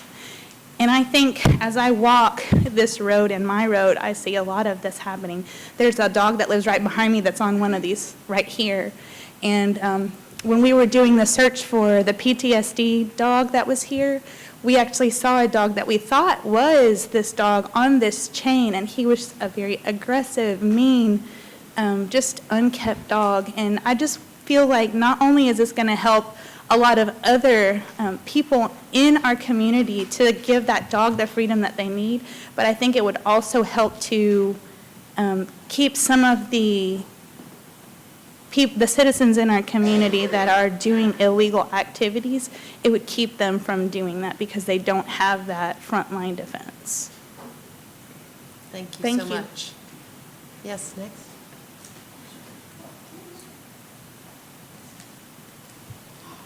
Good evening. My name is Veronica Nunley Mates-Testa. I live 11010 Warm Springs Road in Midland, Georgia. I was a recent transplant to Midland. I was living in Columbus, Georgia most of my life since 1964. Of course, during the 20 years I was in the military, I wasn't here, but let's go what we want to talk about today. Chaining, we don't have to discuss what the cruelties of chaining. I think the problem is or tethering. The thing is, we should be discussing is how we can implement this. It shouldn't even been a discussion on should we do this, because we're talking about a sentient life, and that's where most people don't understand what sentient life means. Sentient means they have a heart, they have feelings, they can express disdain towards something, or they can have feelings of grief, hurt, pain, things of that nature. They have a living, breathing heart. And yes, we're not all perfect social beings, but dogs were actually domesticated by us historically. If you look back in years ago, dogs were domesticated by us because we're social creatures, and they're social as well. Let me give you a very, very clear thing that most animal rights advocates and organizations that are reputable believe, that one, chaining is the most dangerous form of cruelty because it's dangerous to the public as well. We talk about, okay, the dog, and you might consider a dog as property, but we can get into that some other time. But let's talk about the dangers it instills if you chain a dog to your yard. Number one, when you chain a dog, he has no way to escape from environmental conditions, etc., correct? We all know that. Well, you see kids throw stones or sticks at at dogs, and they don't really care. But this makes them very violent. So just like an inmate, and I know this for a fact in law enforcement, if we cage or chain any animal, we are all in the animal kingdom, we become a little bit unsettled, shall we say. Okay, correct? So that confinement will make your mental capacity a little bit differently than us in the freedom. So dangers can involve that biting. Many bites are caused by dogs that are chained. When you chain a dog, he's not doing protection. How is he doing protection? I'm going to go to appeal to the people that don't care about dogs as as a sentient life, I'm going to think as humans think they're property, okay? So let's go there. So let's say you're protecting your property. I went to a lady and I was trying to assist. I always assist. I'm an animal rights advocate, and I have nochangenocage.com. Anyway, so I went to a lady and I'm helping her fixing her fence, fix her dog that has been chained under a carport for a long time. Well, I can't stop, I'm one of those people that have to publicly assist everybody. I'm a public servant, shall we say, what I'm saying? So I stopped her, and her dog was chained to a very heavy type chain, and it's on the carport, and I went to her door. She says, "Can I help you?" I said, "Yes, ma'am. I was just wondering, I was curious if I could help you fix your fence, and we can get your dog free." And I said, "Why is he chained?" "Well, he's my guard dog." I said, "Your guard dog?" "Well, I just walked up to your door." I mean, how is he guarding anything? Well, see, my dogs, 5 rescues, can go in and out, and if somebody does come, but they're great dogs, but they look intimidating, but they can come out and say, "Hey, Mom, there's people here." But the dog that's chained up, I can taunt, bait him, or anything. So he has no ability. Yes, he can bark. That's your alarm. Wow, that's great. You took a sentient life with a heart and used him as something that's not even valid for you. Children are always bit by dogs. You've seen that before, right? Well, a dog, when a child comes around a dog, they're kind of confused and they get screamy and active. Well, a dog's scared, just like anybody would be if they're unfamiliar with that particular thing. So see, chaining your dog is not going to help the situation. I want to appeal to that way. If you don't think they have a heart, then let's talk about the purpose, the utilitarian issue. A friend of mine told me one thing, said, "Veronica, stop trying to change the ordinance right now, the language of the law, from property to a sentient human life, because property is valued higher than a dog is. Your china cabinet has been, many times, is more valuable than that sentient life you adopted." And it's an option. It's an option to take this living, breathing, sentient being into your home. So let's care for him, just like you would adopt a child. If you think of putting that chain on your neck and think he or she does not have feelings, instead of it does not have feelings, then you would understand. Let's look at the language of the dog, the nonverbal language he is expressing to us. The viciousness is because we're making them vicious. We're becoming more humanitarian. Let's evolve. All we want to do is evolve. So let's get this implemented and make people get fences. If they cannot take care of a dog, then they don't need the dog. Honestly, I carry a weapon. I am in law enforcement. When I have a dog, I have to be a responsible parent and guardian. You can call it owner or whatever you want to call by the language of that law, but I am a guardian. I am also guardian to you. And I am a responsible parent with my animals, my family. Do you see my 4-legged family? Now, you can sit there and change the words, language, but that dog doesn't understand it. We might think they're stupid, but animals are looking at you. You just don't understand me. You don't understand me. We are part of those species.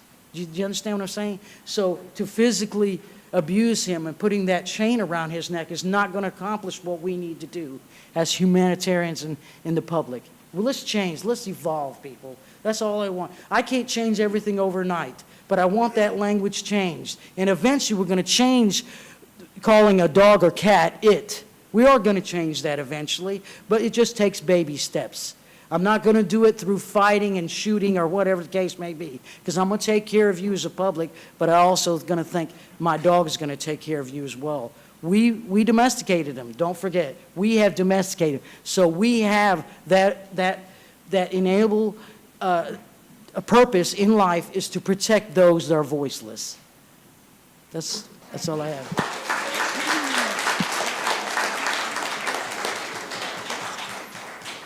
Good evening. My name is Jenny Kopp, and I currently live on base. I don't know if you need the exact address on base as well. But I also have lived right off of Macon and in the Overlook area. I have also lived inside of Columbus. And one time my children and I were doing some yard work for a lady that we just happened to see struggling. And so we were doing the yard work, and as we were doing the yard work right here off of Macon, we looked in the neighbor's yard, and there was a dog that was tethered to a chain very similar to this, and he was just outside of the reach of his water bowl, but he was too close to the side of the fence that we were on for us to be able to get to the water bowl just to refill it.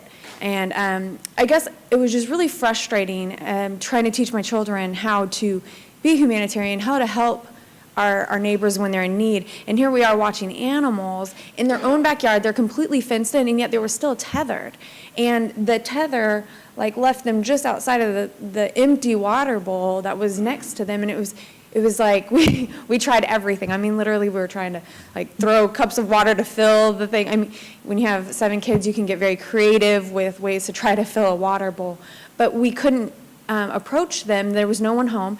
And it was I guess an insight to, it's not just people who don't have yards are tethering their dogs. It's people who have yards, and for whatever reason, needing to tether a dog in your own backyard didn't seem valid to me.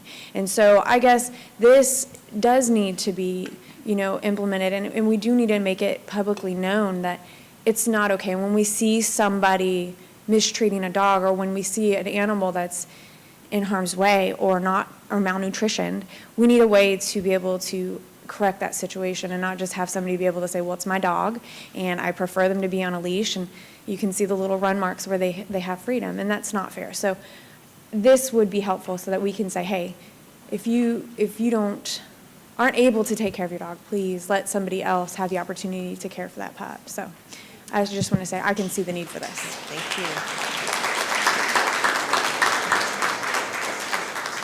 Would you state your name and address? My name's Miles Greathouse. I live at 1205 First Avenue, downtown Columbus. I don't have quite as powerful of an example as some of these other people here tonight, but I'm a local business owner and dog owner or parent. If you spend any time in Uptown Columbus, you may know my dog Boulder, who hangs out at Multitude all the time. He's regarded as a pretty well-behaved dog, and he has been for the past 3.5 years that he's been our shop dog. He's a pretty smart dog, and he knows, like most dogs, when he's being taken care of and when he's not, just like people. When dogs are neglected and not taken care of, not only does their health suffer, but they develop behavior problems and can become a nuisance or even a danger to neighbors and other dogs in the community. I got Boulder from Animal Ark, a local rescue shelter on Chautauqua Road. I follow them on social media, and it's painful to see the amount of injured dogs they take in from embedded collars and general neglect. I believe this ordinance contains some basic, no-brainer minimum requirements for the care of dogs and will ultimately result in happier dogs, happier owners, and just wanted to voice my support for it. Thank you. Thank you.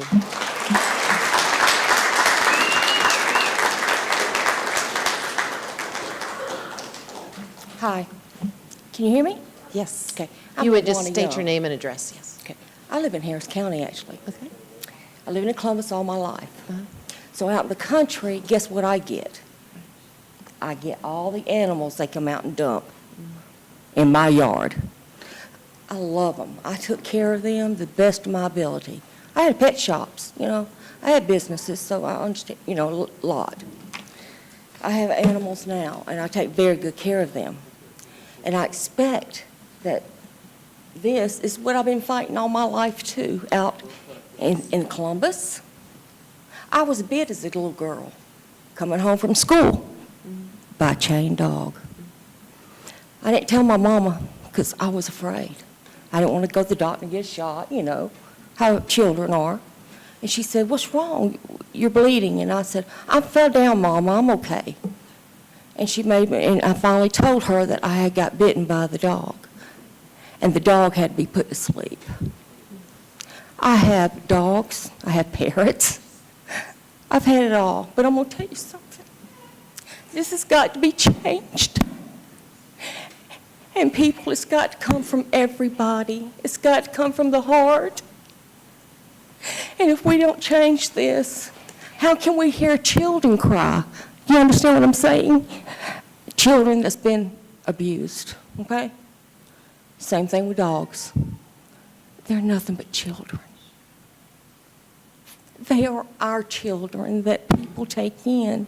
And if you can't afford to have a fence and take care of them, there needs to be a law that you cannot have them. Somehow, please. Right now, I have cancer. Right now. I'm fighting.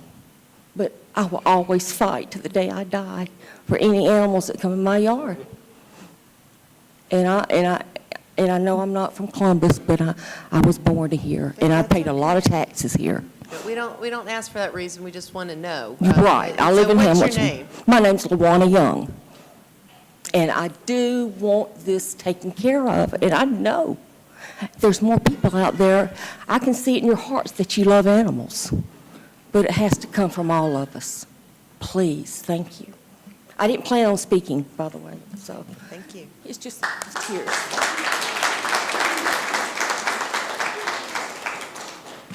My name is Lee Craig. I live at 2224 Nottingham Drive here in Columbus. I've been in rescue no less than 17 years, trying to retire for 10. Most people in this room have heard me say that on multiple occasions because a lot of people in this room volunteer with me. Every day we see here in Columbus what you saw on that video. I know that that is uncomfortable and it's unpleasant, and a lot of people don't want to believe that, but that is reality. And while we understand that there is difficulties and challenges with implementing this, the bottom line is we are better than this, and the city of Columbus is better than this.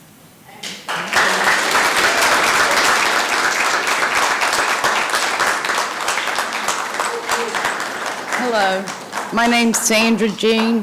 I live at 1345 21st Street. I've been in my home 15 years, and I've been through the process 6 or 7 times to have dogs removed that have been chained. It's a lot of work to get it done, and it's stressful when I'm in my yard and I hear these animals, and I get in my car and I find them and I take them water, and I've found them wrapped around trees, and I jump fences and I undo them, and I go back to the residents and tell them, I'm the one that brought your dogs water, and before the evening's over, I have police at my house, and I'm the one in trouble, and I can't be doing this anymore. And it's just heartbreaking that I can't enjoy my yard and my property and hear these animals. They're not barking at kids playing. They're in distress, and when I hear it 3 and 4 and 5 hours, I just take action, and I know that I'm in the wrong, and I've been doing this years now, and I can't keep doing this either. And I just think the chaining's got to stop. That really has to stop. If you can't have a yard for your animal to roam and experience and everything else, you just don't need to have them. It's heartbreaking, and you saw from the video. And I just think that's a start. Take them off the tethers, rope, chains, whatever it is. We can't do that to the animals anymore. Thank you.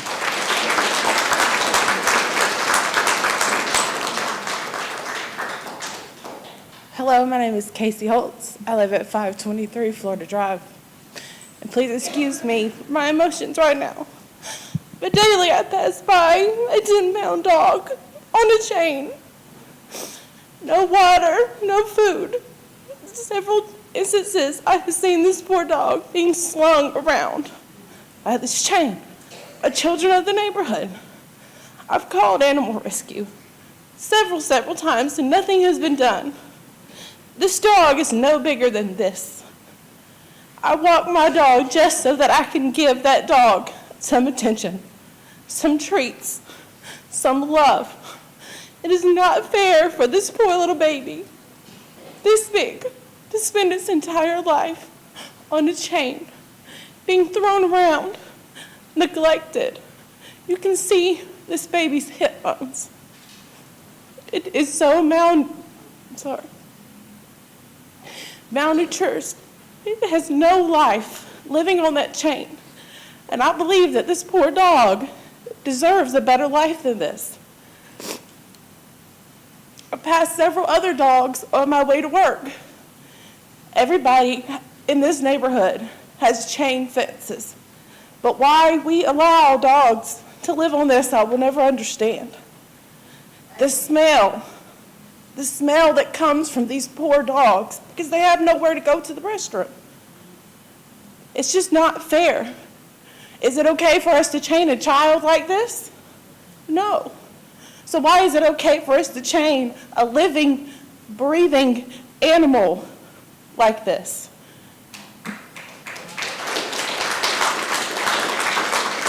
Thank you. Good evening. I'll make it quick. I'm Becky Carter. My address 8734 Whitesville Road. As a longtime volunteer at Animal Control, these stray dogs that come in with logging chains, collars that are bigger than their neck, it happens. Obviously, chaining does not keep dogs from roaming. That's not the answer.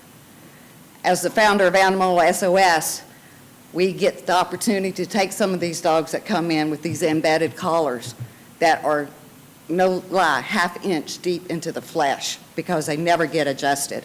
We get to take them to the vet so they have a chance not to let that become even more infected and lose their life.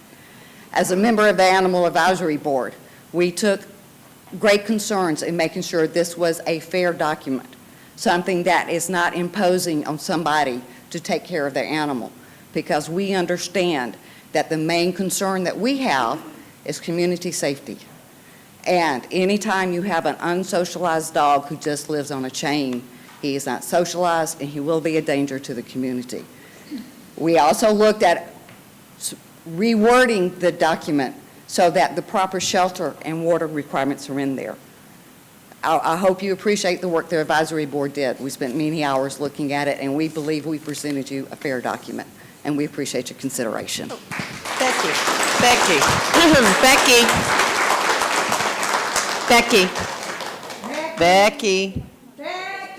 I'm sorry. That's important information you gave us very quickly.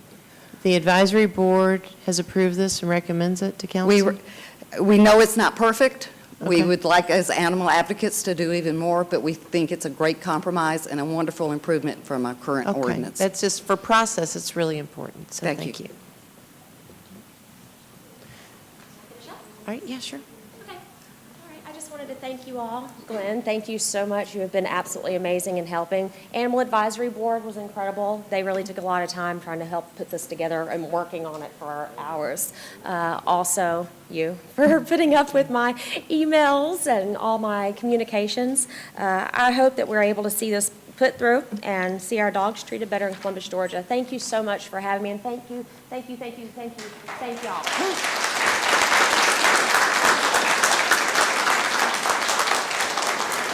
Thank you, Christy and all. We do have several counselors that would like to speak. Counselor Davis. Hold on a second. Counselor Davis. There we go. Thank you, Mayor. When I first received a call concerning this matter, this issue at hand, and not just this issue, so there's some other things that we're dealing with here too, as far as inclement weather and protecting animals from harsh weather conditions, which is a good thing. It didn't take long, and look, I consider myself an animal welfare advocate, and even though I may not see eye to eye all the time with certain issues, I think that one thing that's at the heart of what I believe in is responsibility. And I believe in the management, the responsibility of the management. If you own a pet and call it your pet, then you need to take care of that animal. And you need to provide it with the health care, you need to provide it with food, you need to provide it with shelter. You need to take care of that animal like it's your own, like you value that animal. And I believe in that. I also believe in the balance between animals and our citizens as well. It didn't take me long once I started receiving calls, and you have to have a champion. Look, a lot of times our job is just to guide the citizens through the process, and this was an easy one. Christy, thank you so much. You have to have a champion. I would say that Christy's a champion. I talked to some of my fellow colleagues about this matter and discussed it. And through this process, it didn't take long. I've been blessed to have many of my friends are veterinarians. So what did I do? I picked up the phone, Mayor, and just called my veterinarian friends and asked them, is this true? is what I'm hearing happening in our community? And they said, absolutely, yes, Glenn. It's not just happening, but it's getting worse. We got to do something about it. And from that point on, it was a no-brainer. So this is a good thing for our community. I just want to take the time to thank Drell Short. Ms. Short, thank you so much for your help and guidance. Director Bigler, and many others who have helped from that standpoint. Ms. Carter, thank you, and the Animal Advisory Board for looking at this and vetting it and coming up with, I guess you'd call it balance, something that can work for everybody. But I believe this is a good start, and I'm wholeheartedly supporting it. All right, great, thank you. We have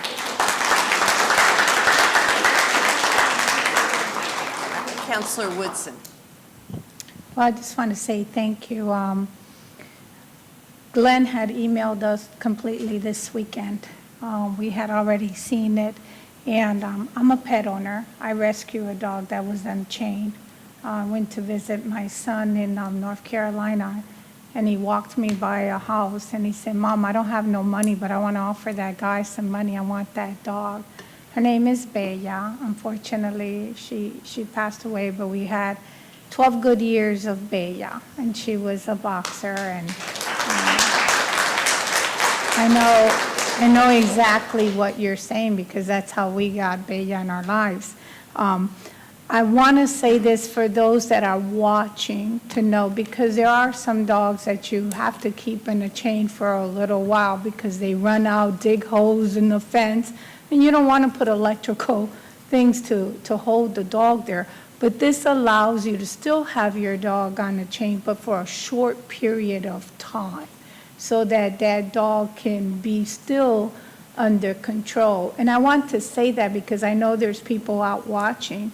And I want to say that because even when I talk to my daughter, we have a dog in our family, poor old Alfred, I don't know what's wrong with him, but he's always running away. So if we're going to keep Alfred outside more than 10 minutes, we have to chain him, and we constantly go out to watch and see if he got away because he's not really chained. We're just trying to control him to stay in that area.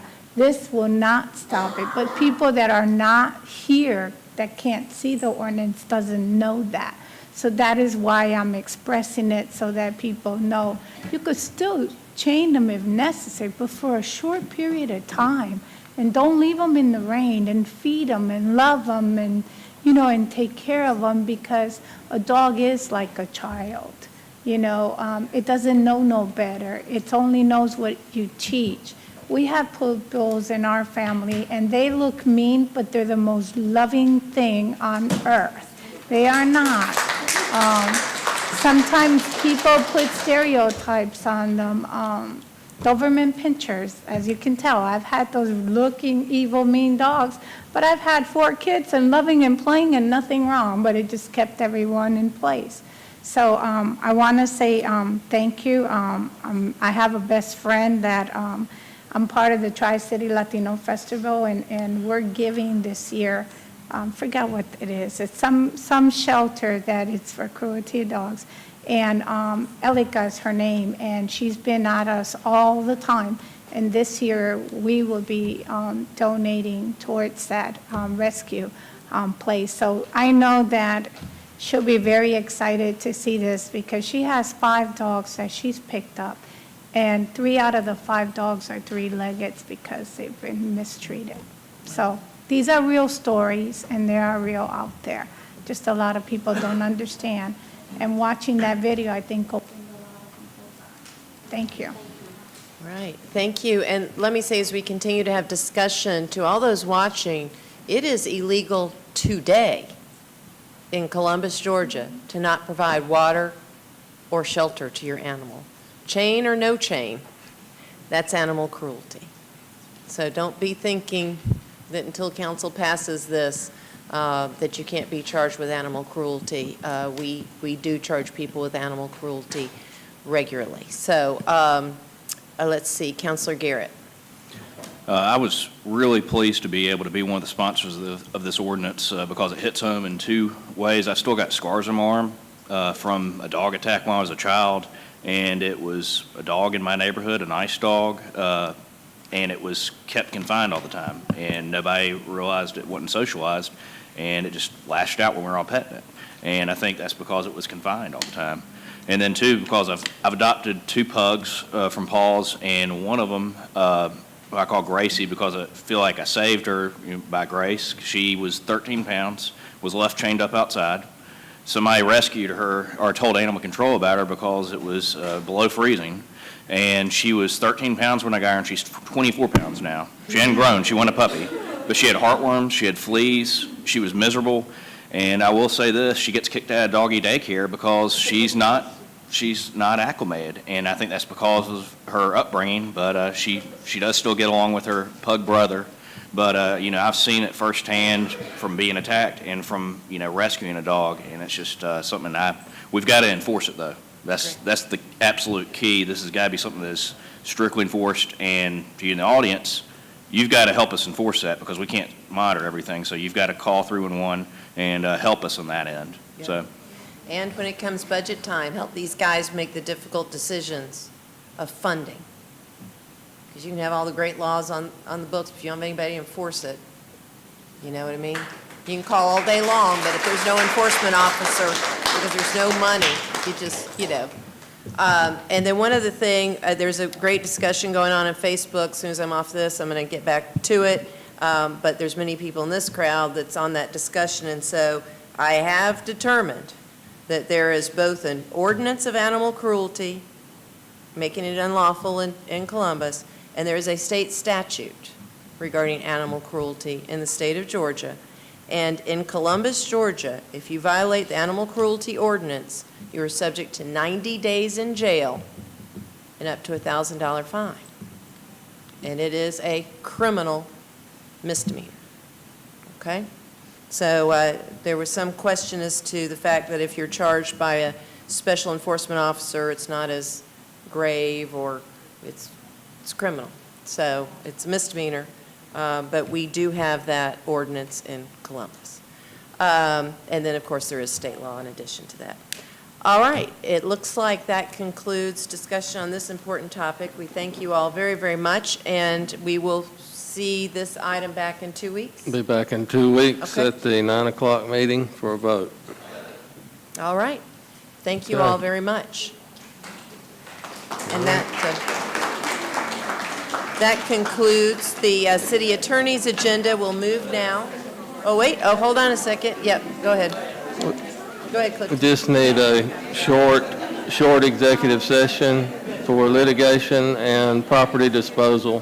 Okay. That's it. That, Madam Clerk, is a request for a short executive session at the conclusion of our meeting on litigation and property disposition.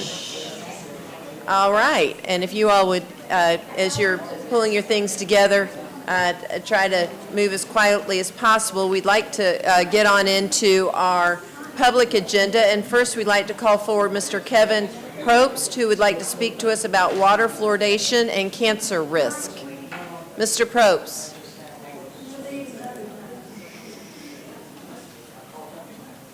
Mr. Probst, is he here? Okay, well, I don't see Mr. Probst. I do know there are folks here that have sat here so patiently. But think of all the great civic interaction you've been able to see this evening away from your homes.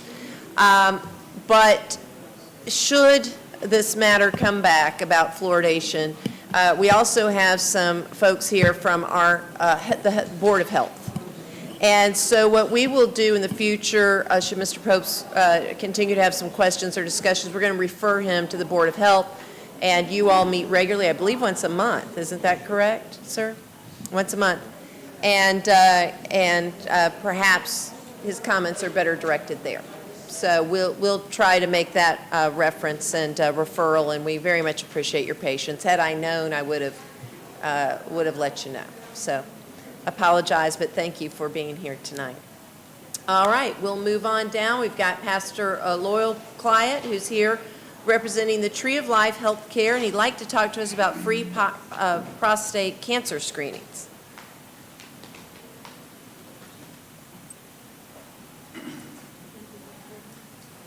Good Good evening. evening, Madam Mayor and Council and City Manager. Come to you this evening to talk about free healthcare screening. Just your name and your address, sir. That's Lowell Client, 8153 Chapel Lake Drive, Midland, 31820. I'd like to talk with you about a free healthcare screening we'll be holding here in Columbus on March the 11th at the Columbus Convention and Trade Center from 10 a.m. to 2 p.m. That's sponsored by True Life Healthcare, the Georgia Prostate Cancer Coalition, and Mount Calvary Missionary Baptist Association. Prostate cancer is one of the second leading causes of death among men. Georgia itself is one of the 5 leading states when it comes to diagnosis of prostate cancer. There are, of course, men who have an issue with, we should say, digital exam or rectal exam, but we can do this through the blood draw, through the PSA. The key is, of course, that screening saves lives. If I can just take a moment and share that screening saved my life. And that's why it's so important for me to offer this to the men in our community. In April of last year, through a routine colonoscopy, I was diagnosed with colon cancer. After that, we did an MRI, and I was already at stage 4. I had no pain, I had no symptoms, but I was already at stage 4. And of course, after the the CT scan, there is a word that says, by his stripe we're healed. And as a pastor, and I was standing on the word of God and the power and authority of that word, began to pray about it. And after the last test, the PET scan, they came back, of course, again through prayer, that the doctor said it was extremely rare, but there was no cancer cell in my lungs, liver, or colon. There was a spot on the top of the liver and localized in the colon itself, but through surgery it could be removed. And so after 6 months taking chemotherapy and doing that process, I found out about prostate cancer and the devastation it's having in our community. In the state of Georgia, between the year of 2009 and 2013, there was a study done. And in that study, they found that some 31,700 men were diagnosed with prostate cancer. In that same time frame, some 3,800 died during that same time period. So it was screening that saved my life. And so we're asking that the men in our community avail themselves to this. Of course, it's free to them as well.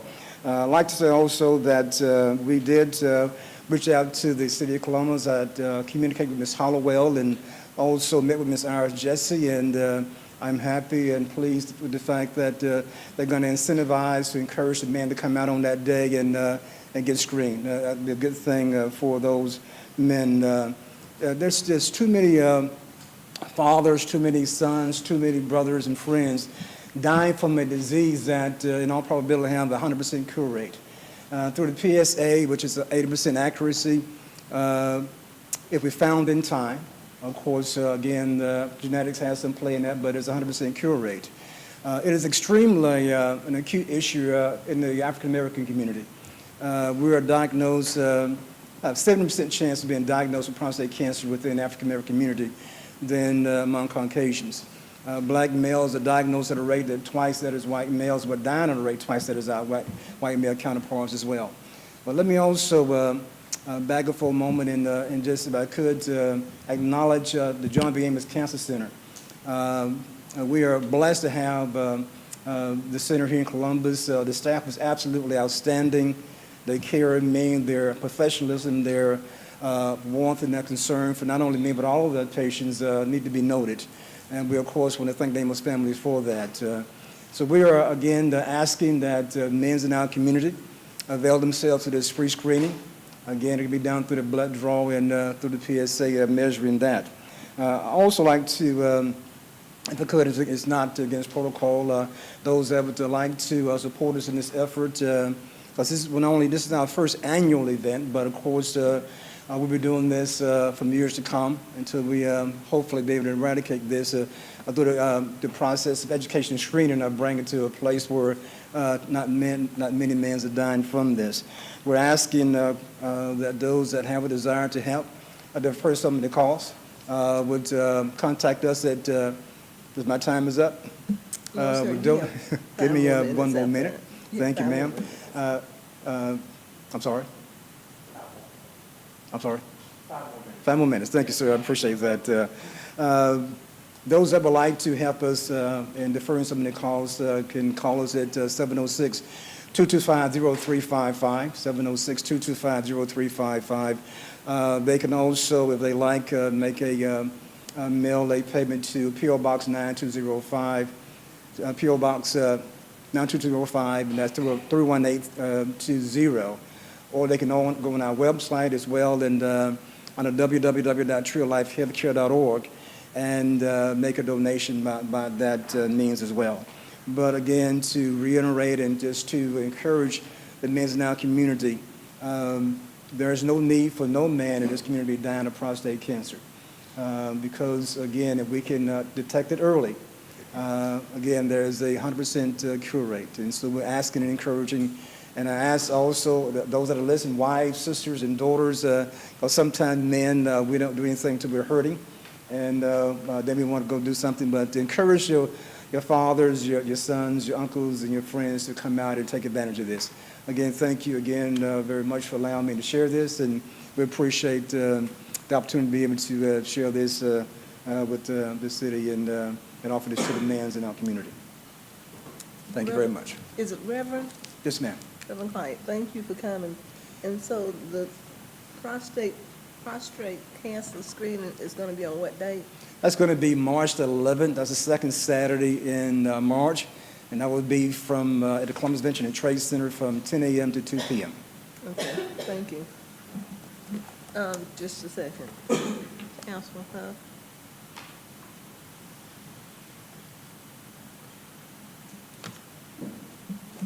Thank you. There we go. Thank you for being here. Just wanted to say thank you. My wife came by to see you, I guess, last year or so. Yes, did. Yeah, she enjoyed her visit and was real impressed with everything that you were trying to do. So I'm going to try to check my schedule and see if I can't be there that day. Yes, and I'll please. give you a call in the next couple of days anyway, just to talk about making a donation. Thank you very much. I really appreciate that. You're And of welcome. course, we invite all the men that's sitting around the podium today to come and get your blood draws. We can check your PSA levels. God bless you. Thank you. Thank you. We next have Ms. Susan Gallagher, representing New Horizons Behavior Health.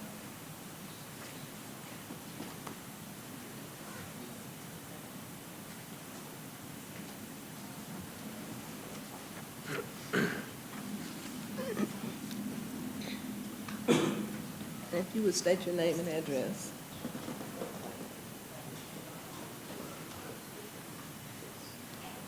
Good evening, Mayor Pro Tem, council members, Mr. Hughley. My name is Susan Gallagher. My address is 1555 16th Avenue, Columbus, Georgia. But I'm here representing New Horizons Behavioral Health. And I'm also representing those individuals in our community that are living with developmental disabilities. In 1987, then President Ronald Reagan declared that March would be the month that we promote and celebrate the lives of individuals living with developmental disabilities.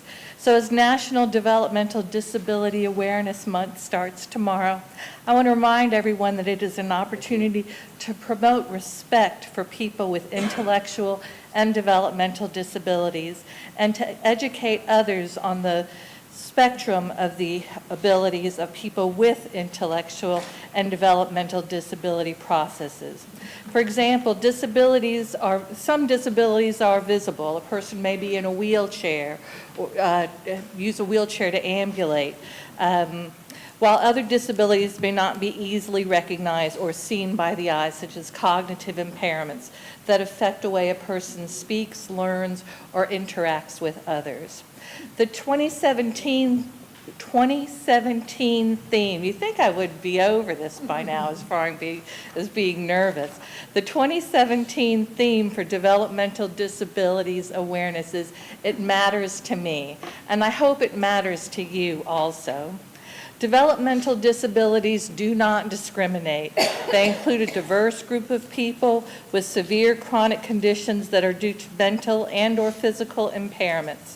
People with developmental disabilities have problems with major life activities such as language, mobility, learning, self-help, and independent living. Developmental disabilities may begin early in a child. Oh, I'm sorry. Oh. I didn't realize that.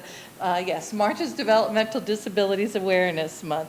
They may begin early in childhood, but oftentimes they continue on well into adulthood. New Horizons Behavioral Health serves individuals that have developmental disabilities in adulthood, but we also have some programs that are available, respite services, family services for families that are keeping their child at home with developmental disabilities. Most children are served in the school system. They have an IEP, but once a child graduates by age 21, they're either back in the community living at home, or they attend a service center or Easter Seals or one of our other sister entities. I love this picture. It's a different ability. It's not a disability. And I have some pictures of individuals with different abilities. Best Buddies is an organization that was started by the Kennedy Shriver family to link up people with developmental disabilities with a friend in the community. Individuals with developmental disabilities helping deliver food to the poor. You are strong, you are brave, and you are appreciated. And again, developmental disabilities awareness, it matters to me. I hope it matters to you too. Children with developmental disabilities are often bullied, and it's something that we can use to educate our youth about as far as treating everybody with respect, regardless of their abilities. And we want to disable the label. That really don't like the term disability, like the term different abilities better. People with different abilities are citizens. They interact in our communities, and oftentimes they interact at very high levels in the community. I wanted to talk to you about a project that New Horizons has, a collaborative project that New Horizons has put together to bring together the art community with individuals with different abilities. The individuals that New Horizons serves, the adults we serve, often are more severely or profoundly disabled. Some don't have the skills to speak, some have limited mobility, but everybody has the opportunity to create. And we like to say creativity has no boundaries. New Horizons has partnered with the Bo Bartlett Center of the College of Arts at Columbus State University, with the Gallery on 10th, and with the Columbus Museum to put together a special exhibit of artworks that have been facilitated by artist mentors from That's the Bo just a Bartlett warning Center. of your 5 minutes. Yeah, I know that part, ma'am. The artists from the Bo Bartlett Center and the Gallery on 10th to facilitate art abilities, to bring out the creativities of our adults living with developmental disabilities. And to kick off the National Celebration of Developmental Disabilities Awareness Month of March, we're having an exhibit at the Columbus Museum of artworks by these individuals, and would love for the community to come. The exhibit opens on Tuesday, March 2nd at 5 p.m., and the opening reception is 5 p.m. until 8 p.m., and I believe the exhibit will run for about a week. This is the only program of its type in the state of Georgia that I know of. There is one program in Atlanta that is a dance program for individuals that are in wheelchairs, that use wheelchairs to ambulate, but they do not have any intellectual or developmental disabilities. And there's another program in Atlanta for less profoundly artists with less profound developmental disabilities that can exhibit their art at galleries and sell them. This is an exhibit of artwork by adults with severe to profound intellectual disabilities that's at one of the greatest museums in the Southeast. The Columbus Museum is fantastic. The Bo Bartlett Center of CSU is just another fantastic resource that we have. The Gallery on 10th that brings together many creative regional artists that have won awards. I think they have over 34 artists that have won awards in juried competitions, and have them working with our individuals from the Columbus Service Center is just a great thing, and we at New Horizons are really proud of it, and the Artistic Ability Collaboration is really proud of it too. And we invite you in the community to come out and see it. Want to remind everybody again that March is Developmental Disabilities Awareness Month, and that the theme is It Matters to Me. And again, I hope it matters to you also. Any questions? We have Counselor Huff. Counselor Huff. Yes, Thank sir. you for being here. You mentioned, just want to make one correction. You mentioned it starts Tuesday, March 2nd. It'll be Thursday, March Yes. 2nd, this Thursday. Yes, sir. Okay, I just want to make sure so the public would know. Right. Yeah. Now, we've That is- gotten it's Thursday. advertising, but you folks, I'm not sure if everybody on council know about it. I know it's going to be after the fact for the exhibit, but at least I'm getting the word out that March is Developmental Disabilities Awareness Month. And we want to make sure that everybody realizes that developmental disabilities don't discriminate. Every family can be affected by them. Every person can be affected by them. And we want to promote respect and awareness for individuals living with developmental disabilities, not just during the month of March, but every month. Okay. We need And to that's treat this people Thursday. with respect. But the exhibit is this Thursday, yes, sir. 5 to 8, it's free, light refreshments. Thank you. And we'd love for you to come by. We have 15 artists in training that will be exhibiting their works. Okay. All right, we've got Counselor Baker. Will you have information available to those who might want to participate in the artist program, the next one, or how to This contact? program is strictly available to adults that are attending the Columbus IDD Service Center of New Horizons. Gotcha. So it's strictly a collaborative with New Horizons, the Bo Bartlett Center, the Gallery on 10th, and the Columbus Museum. Okay. Now, if individuals with intellectual and developmental disabilities would like to receive day services at the Columbus Service Center, they could contact the regional offices on Chautauqua Road and speak to someone in the service department area. Okay. Or they can call me at 706-596-5517, and I can contact or connect them with the right resources. Okay. But it's not something where you can just sign up and say, hey, I want to go to the Columbus DD Service Gotcha. Center. Okay, thank you. Okay, you're welcome. Thank you for that clarification. All Any right. other questions? That seems to be it. Thank you Okay, so much. great. Thank you, Appreciate ma'am. you coming and sharing that information with us. Thank you. Next, we have Mr. Stevie Porter, representing Columbus Legal Justice and Victims' Rights Coalition. He would like to provide us with an introduction. Yes, sir. Just state your name and address for the record. What's that? The cameras on or anything? Oh, they're just going to clear that off. Tiasha, can you clear that off? There you go. All right. Thank you.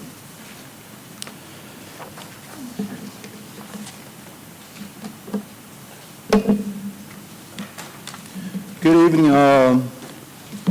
I'm Stevie Porter, 2816 Hatcher Drive, Columbus. Greetings to you all, Madam Mayor, City Manager, Council, City Attorney, guests, and viewers. I stand before you this evening as founder of Columbus Area Legal Justice and Victims' Rights Coalition.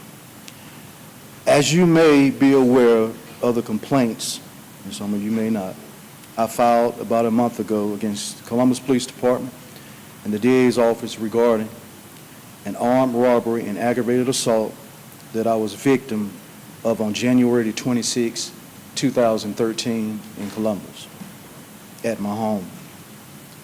In the complaint, which evidence and documents I have provided for your review regarding the officers involved in the department, I am asking for the following: that a thorough and complete investigation be had into the facts of the complaint, that the mayor and council require all victim statements to be video recorded when interviewed by the police department and not just ones they choose from this point on.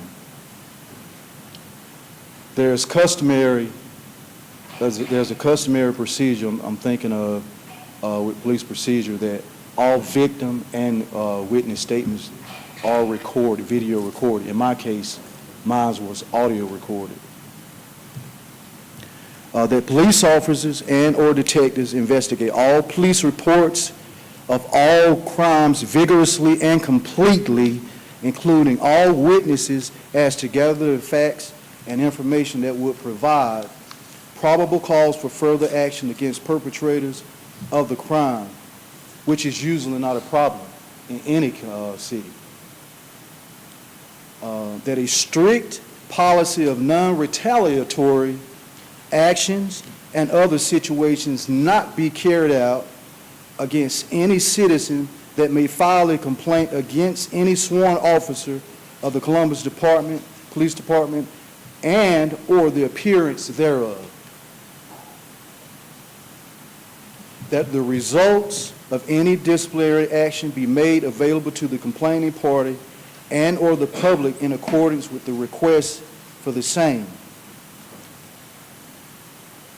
When proper procedures are not taken by officers or any other public official, whether elected or appointed, who takes an oath to protect the laws and Constitution of our country, our state, and the city charter, it creates a dangerous precedent and compromises our entire legal system and victims' rights. In my particular case, my victims' rights. I don't know, I actually filed this complaint and gave it to the respective parties a little bit over a month ago. I hadn't heard from anybody. This is my probably third public setting that I've voiced my concerns with. Just to give you an example, without, I know if there's an investigation going on, I will not mention any officers' names, respectively, but I will let you know some of the things about what took place. When I was interviewed as a victim at the Public Safety Center, I was told by a corporal and a lieutenant, keep this between us, because there are some people in the police department that have kids go to Carver High School, Carver alumni, and sympathetic to Carver. When I got out, I found out the reason why that was said. And the packet that you have, or that the complaint, shows all that information. Now, earlier I was hearing some things about, crimes and what have you. But I just want to bring this to your attention also. And of course, we're not any fools in regards to public safety in Columbus.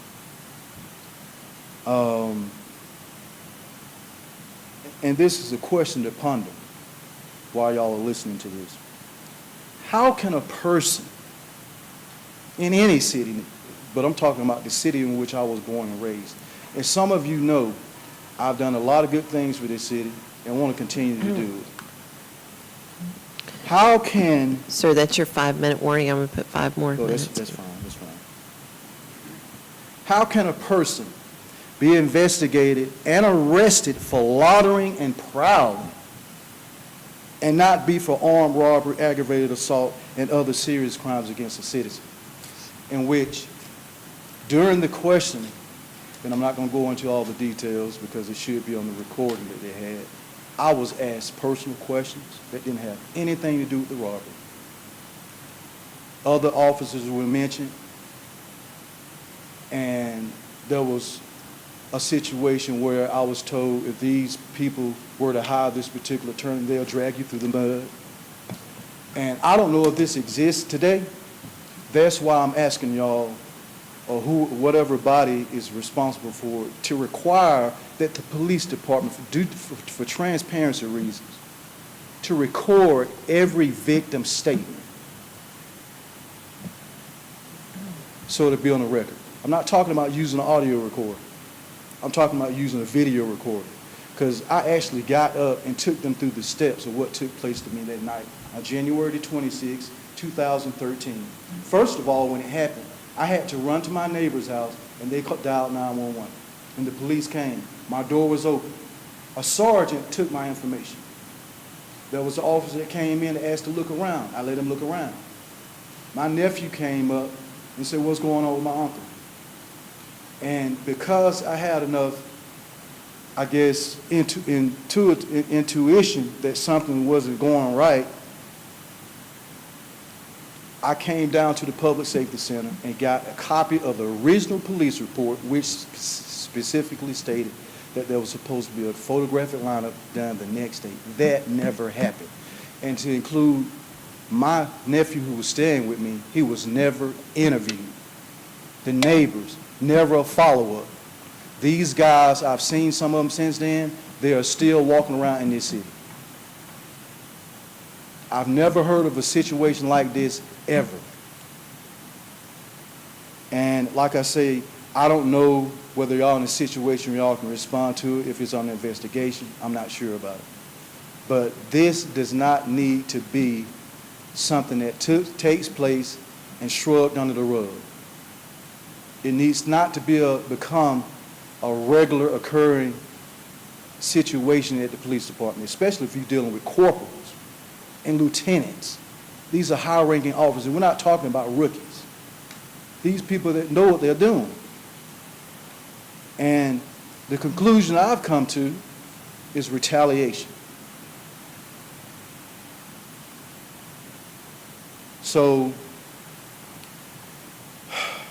let me say this, and I'm going to leave on this note.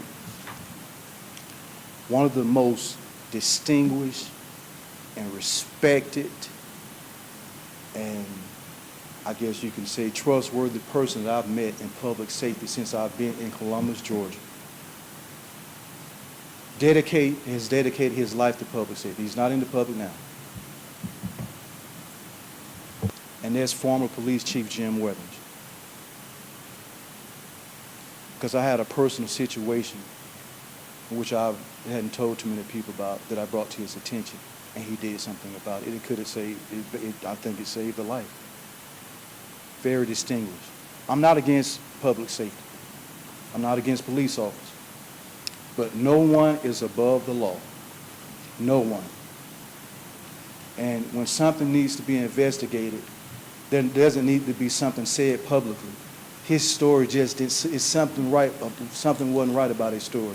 You have the obligation and the responsibility to investigate what took place. And keep in mind, since there was something wrong with my story, I was never charged with false report of a crime.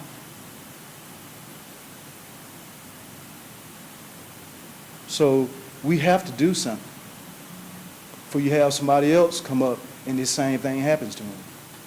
I'm not crazy, and I'm no fool. But at the same time, I feel like that investigation should have been taking place and not the police department investigative will not jump to other conclusions to satisfy their personal agenda.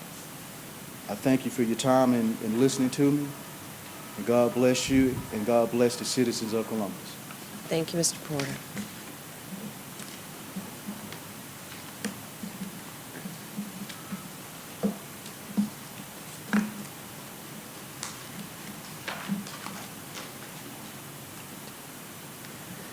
All right. Next, we have Mr. Dan Parker, who would like to speak to us about the request to waive property tax penalty fees. And I will say, Mr. Parker, thank you so much for your patience, and so that council knows, we have these types of hearings from time to time, and before council can make a decision, they have to have the report by the tax commissioner, which was not able to get here before your statement today. However, you're not available on our next two meetings, and so we appreciate you making yourself available. I just wanted to let council know that so they can turn on their long-term memory switch, because you may need to recall this at the next meeting. So with that, we'll have you state your name and address. I'm Dan Parker, I live at 2505 Hilton Avenue. My goal is to not make this red thing go off.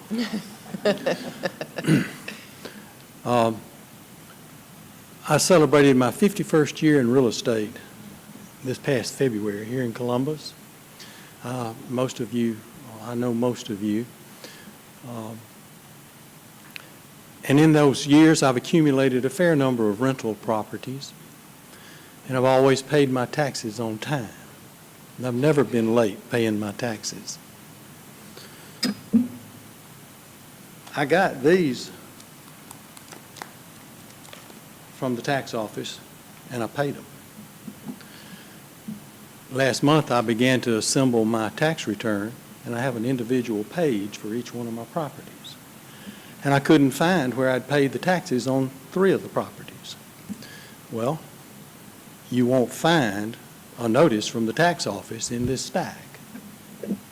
So I immediately took myself down to the property collector, to Lula's office, and spoke with David, and he printed out for me the bill to include penalties and interest. I immediately paid it. I wrote him a check that day.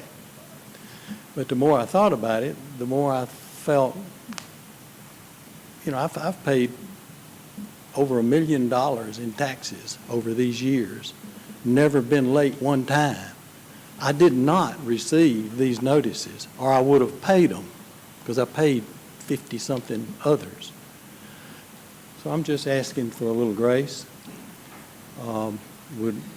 I've been led to believe that there's no way that I can get the interest waived, but maybe the penalty. And so that's my ask, and I did it in less than a little over 2 minutes. And I've got nothing else other than to ask council to favorably respond to my request. Great.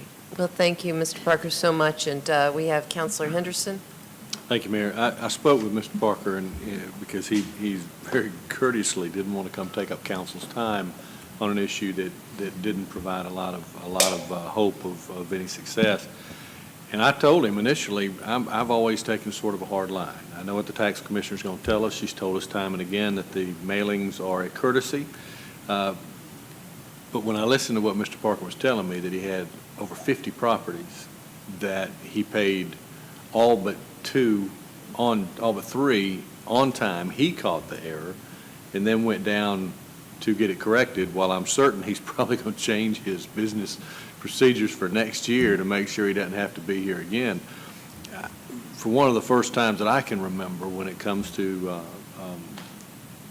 an opportunity to listen to somebody's request to waive some of those penalties, I'm going to wait and hear what the tax commissioner says, because that's the courtesy and that's our procedure. But unless there's something completely out of left field, I fully intend to author a motion to waive or return, because I know he's already paid them, the penalties. I believe I understand that we're not allowed to return interest.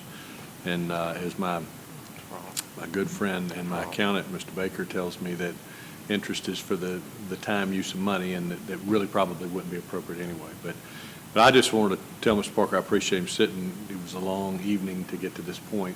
He was brief, and he and I had already talked about it. And unless the tax commissioner gives us something really unusual, I plan on trying to help him get at least the penalty back. All right. Thank you. Clifton, did you? Just a couple of points.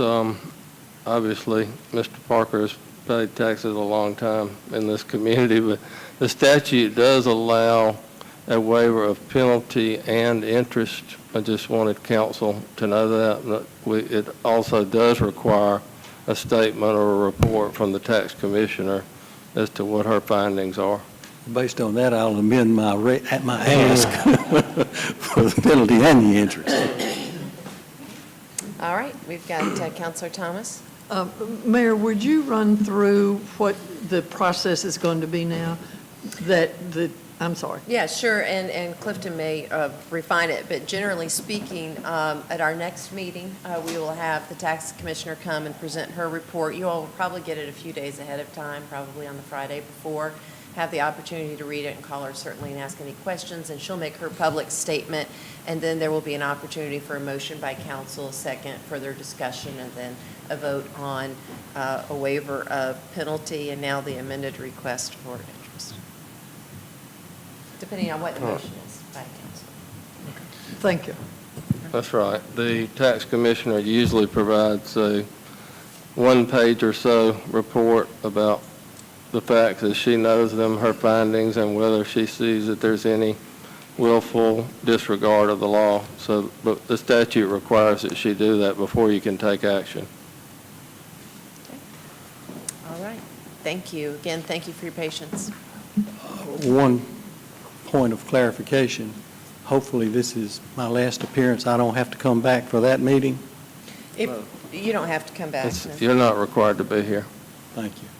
Okay, thank Appreciate you. it. All right.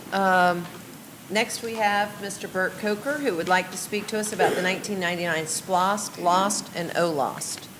Good evening. If you would, just state your name and address, please. My name is Bert Coker. I live at 5007 Spyglass Court, Columbus, Georgia, 31909.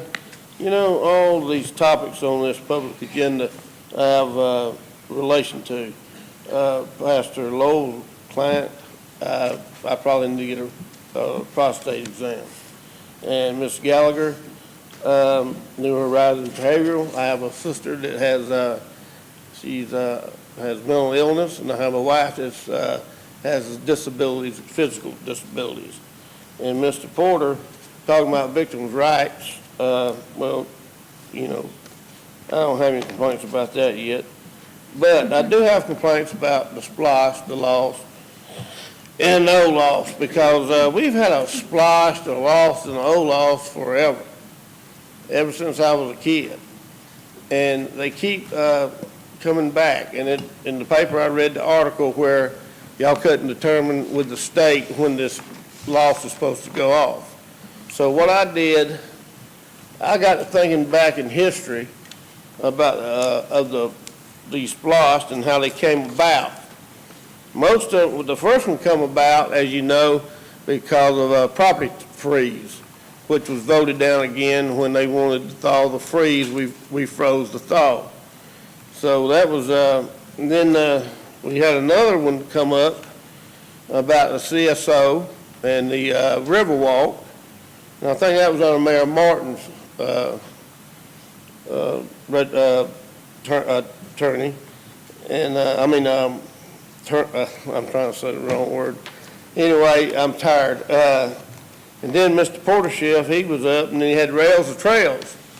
And with Rails of Trails, he built the Fall Line Trace, and what I thought it was going to be was a little trolley that went from downtown all the way out to Flat Rock, because that's what they said it was going to be.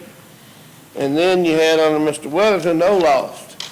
And the public safety was going to get a raise, and also we're going to build 4 swimming pools, and one of them turned out to be a natatorium, which was never voted on, and it turned out to be kind of a disaster. And then you had you built this place on another SPLOST, excuse me, and the school board built their place like this under a SPLOST, so therefore you got 2 nice meeting places where one would have done it. I don't understand why you couldn't use the school board meeting place and save some money there. And it always comes to me that when you get these SPLOST and these LOST, you tell the people why you want them, and then it turns out you go out and float bonds, and municipal bonds, and you get this Mr. Parnell fellow who's a lawyer to help you float them, and then you do whatever you want to with them. And so therefore, I'm just saying, if you go back to everything, the debt service in this town is high. And the reason, and the debt service is the floating of the bonds or the borrowing of the money with municipal bonds. And what backs that are is the property of the citizens of Columbus, Georgia. And I happen to be a property holder. So for all it's worth, it's this right here. When enough money is going to be enough? You keep floating these splossed, you keep floating these lost, you keep taking taxpayers' money, you never give them credit for what they do. They're voters, they're taxpayers, even the poorest of us all pay taxes, regressive tax. When they buy a loaf of bread, they pay taxes. So, and if you go drink a glass of water, you pay a tax, because that's the water works. It's a user fee, but same thing as a tax. So therefore, I would just like to know how much money y'all need to run this government before y'all quit putting these taxes on us and stop spending this money, in these on these white elephants. And the other day I hit another pothole over by on Hancock Road outside Maple Ridge where I live at, and I thought, man, I'm gonna move up here where they get the people taken care of. Well, no, you got potholes up by Maple Ridge too, and you got potholes all over the city. So therefore, next time y'all get ready to raise, come up with another tax, or come up with something to build something y'all want to build, tell us what the truth is. Be a little bit more transparent. Tell us what you're going to do with the money. I remember sitting in one of these meetings where Mr. Wellington, Jim Wellington, said they wanted this new OLOS, and there was going to build 4 swimming pools, and they were going to be $1 million apiece. And this guy raised his hand, he said, you got a question about the natatorium? He said, no, I want to know who y'all paying for $1 million per swimming pool to, because I think I'm going to get in the swimming pool business. Well, it's like this. It's a funny statement, but it's not really funny. Because, people have to make a living in this town. They have to pay their taxes, just like I do, just like y'all do. But y'all just come out of our pockets. Ours come out of, when we work or when we attain money through Social Security or whatever we do. But taxpayers pay the city's taxes and pay the city's salary. So therefore, give us a little bit more credit for what we do, especially when people vote for these splossed and these lost, because I never vote for them. And I never vote for one because, as far as I'm concerned, you have enough money to run the city decently. You just don't put it where you're supposed to. Y'all have a good evening. Thank you, Bert. Okay.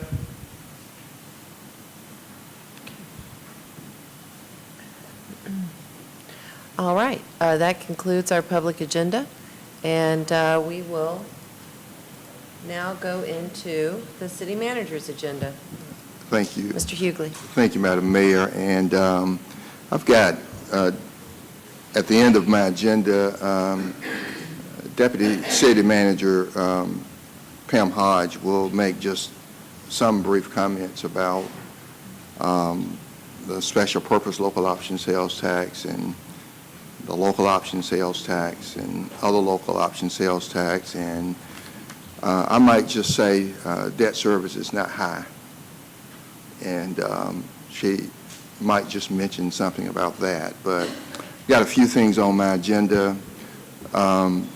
First, I've got the health and wellness facility lease agreement. We came to you a few business meetings back to ask for an extension of the lease agreement to 5 years. We, as of January this year, opened the Health and Wellness Center, and made it available to all of our full-time employees, whereas in the past, it was not available to those who did not select the Health and Wellness Center as an option. And as a result of opening the Health and Wellness Center up to all employees, we determined that we need just a little bit more space, and we wanted to, or ask you to allow us to add 800 square feet to the existing facility, bring the facility into compliance from an ADA standpoint. That would cost about $30,000, and the owner of the property was willing to spend that $30,000 to bring it into compliance. And with that being done, approximately $30,000 to do that out of their pocket up front, we would add 797 square feet to the facility and renew the lease for 5 years with an increase in the monthly rental amount. The monthly rent would go from the $2,757.15 to $4,129. Councilor Barnes asked that we take a look at another piece of property that was for sale or for lease, and we had staff to go and take a look at that property, and they've evaluated that property, compared it to the existing property that we occupy, and they've concluded that, and we recommend that we stay with the existing property, add the 800 square feet. They would spend the $30,000. They've got to get something, a return on their investment, and we've looked at the cost per square feet. It's competitive with the market, and so that is our recommendation tonight, that we, council, amend a 5-year lease agreement for medical office space identified at 2000 10th Avenue, Suite 410, for our CCG Health and Wellness Center. So we're asking for your approval tonight. Okay. We have Councilor Thomas. Mr. City Manager, the monthly rent in 2 years' time, we'll repay that $30,000 that the landlord is fronting for us. Will the monthly rent in that 5-month period go up from the $41.29? Is there an increase in the rent built into that lease? I believe it's averaged in. I'm going to ask our HR director, who has been working this, to come around. But I believe the $30,000 investment and the additional square footage has all been averaged over this 5-year period. That's correct. And the rent will be the $4,129 for the term, the 5 years, and then, of course, we'd have an option to renew the lease. There is a 2% escalation, 2% or Say that a little louder. 2% or 2.5% escalation. I'm looking for the exact amount now. 2.5% a year? I want to try to get the exact percentage, but there is a percentage increase. I believe it's 2 or 2.5% annually. That's a part of the current lease agreement, and should we amend the lease agreement, that will remain a part of that lease agreement. I want you to find it. Yes, let me just look for that.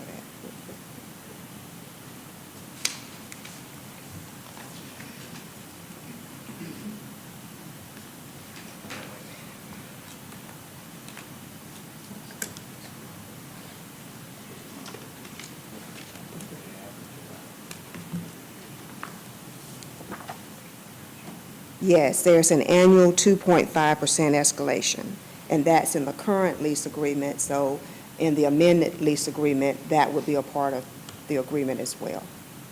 So it won't take 2 years to pay that off, then, right? That Well, 30,000. it appears it's been, the 30,000 has been averaged in with the additional square footage of 800 square feet That's correct. over the 5-year period, but there's an escalation of 2.5% per year That's over that correct. 5 years, just as it is in our current lease. That's correct. With no increase, if the 2.5% were not there, check my math, we'll be paying $41.29 a month for the first year. That's an increase of $1,372 a month times 12 months is $16,465. So, and then for the next year, for the following year, it will be increased by, that 41.29 will be increased by 2.5%. Is that correct? That's That- what you've indicated. Yes, that is correct, but the annual increase is not 16,000, I don't believe. It's going to be 11,781. No, if the difference, if the monthly difference is 1372 times 12 months, She's that's where I calculating, got the 16,000 from. Deputy City Manager's calculating the 2.5%. You're correct with the amount of the increase, but remember that that also includes 800 additional square feet. I understand So there's that. a cost I of- understand the okay. additional square feet. I'm just trying to get the money straight in my mind. How much money are we paying? Right, so Are it's we a- going to be paying? So what will be our monthly rent at the end of the lease, for the last year of the lease? Yeah, calculate for her the 2.5% times $4,129. Times 5 years, 4 years. It'll What- go up 4 times, right? Yeah, that's monthly.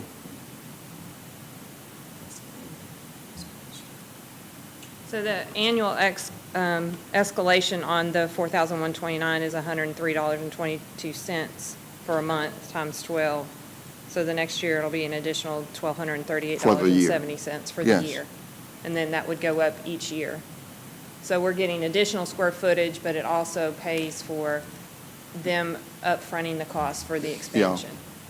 So there's two pieces built into it. So can you tell me what the rent, the monthly rent will be at the 5th year of the lease? I can. Yeah.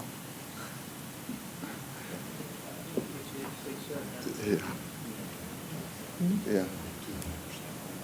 Yeah, exactly. A month. Over the term of the lease.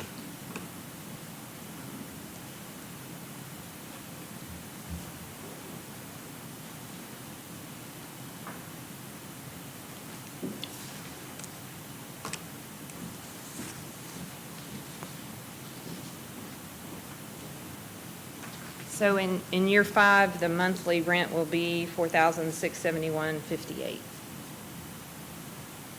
I'm sorry, say that again. $4,671.58.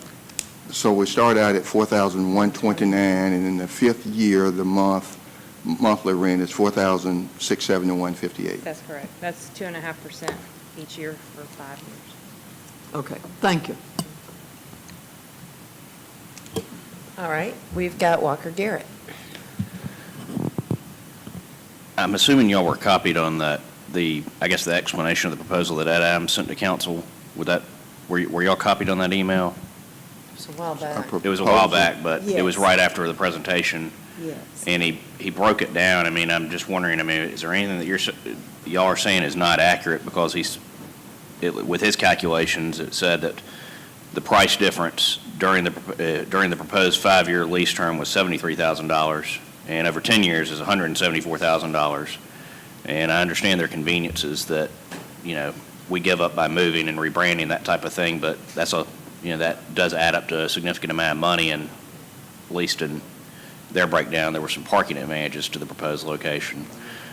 Are you talking about That proposal that was sent to the proposal that was sent, that was brought forward by Councilor Barnes?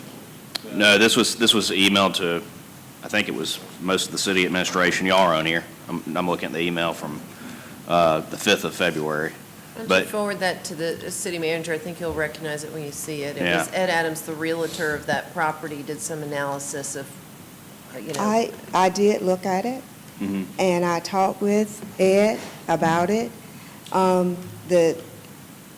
The overall concern with the property, not the property itself, but the overall concern is that what we presented was to amend the current lease to incorporate additional space at our current facility. There is a part of a suite that's right next to the Health and Wellness Center that we wanted to incorporate for that additional almost 800 square feet. So we wanted to amend our current lease. The concern that I have with the property, while Councilor Barnes asked us to look at it because he said the square footage would be cheaper than the square footage that we currently have. And based on the initial assessment of the property that was presented, on its face, it has the appearance that it would be cheaper. However, without going through a more formal RFP or bidding process, there's no way to make an accurate assessment of whether the property that he's recommending would be, we don't know whether we're comparing apples to oranges at this point. So while I think on the surface, yes, and I shared with Ed some of the concerns that I had with the information that he provided. He said that they were offering a 3-month lease, and in terms of the rental or the utility cost, there was an additional outside cost that was there that is not present on the lease that we currently have. We pay the monthly lease, and then for the utility, everything outside of that, the owner pays for it. So it was not a comparison of apples and oranges. I shared that with Ed, and I also talked with Councilor Barnes, who had questions about it. So although on the face of it, that particular property has the appearance that the square footage was cheaper, and at the end of a formal or more formal bid process or RFP process, that particular property could be better vetted along with any number of other properties that we would want to look at. But there's really no way, based on the information that we have right now, that we could say that that particular property is going to be more cost-effective. And one of the things that I think is extremely key here, while the bottom line is the dollar, and we certainly value that, there are some other things that you would want to consider, because what we're trying to do is, number one, have a facility that the employees and their dependents are going to want to go to, feel comfortable going to, have the confidence that they're going to get the type of care and treatment that they are looking for, that they would otherwise go to any other doctor's office. At the facility that we have now, that is there. I mean, there is no question about it. It has the privacy, it has the off-street parking that we're looking for. It has everything that we need, and it has this additional square footage that is available now that we can move in. And so that's what we're proposing, not that we do an RFP or a formal bid process to see if there's a cheaper property. Not this time. Obviously, this is yes, we're asking that this particular lease agreement be amended, but this particular lease agreement also has a 120-day out clause. If council decides, well, we don't want to have the Health and Wellness Center, or we really want you to find another place, then let's do that. But at this time, that's not what we're proposing. I think, as I've said during the previous presentation, one of the good things about the Health and Wellness Center, there's a lot of good things, but one of the good things is, number one, as of January 1, it's been open to all employees, and their dependents that are on the health care plan. So we're seeing that additional traffic at the Health and Wellness Center. Employees and their dependents, they're used to going there. They know it. They're very familiar with it. And I said this before, I've gotten some complaints about the Health and Wellness Center. However, I've never gotten a complaint about the location, the physical amenities of the Health and Wellness Center. They're exactly what we need. We're just trying to expand upon that while we have this opportunity and we have a need for the additional space. Okay. And next we have Counselor Baker. With the extra 800 feet, how's the cost per square foot looking? Is that? It costs an additional, $1.53 per, it adds the current square footage is $15.36 per square foot. The new proposal would be $16.79 per square foot. Okay. A difference of $1.43. That's fine. That's reasonable. Thank you. All right. And we've got Counselor Thomas. No, I'm sorry. Oh, okay. All right, well, then that concludes discussion. Anything else? All right, can we get a motion then on the city manager's proposal and request for approval? That's from Counselor Woodson, a motion. Counselor Baker, a second for the Health and Wellness Facility lease agreement. And I will cue it for your voting. Hold one moment. And you may record your votes electronically.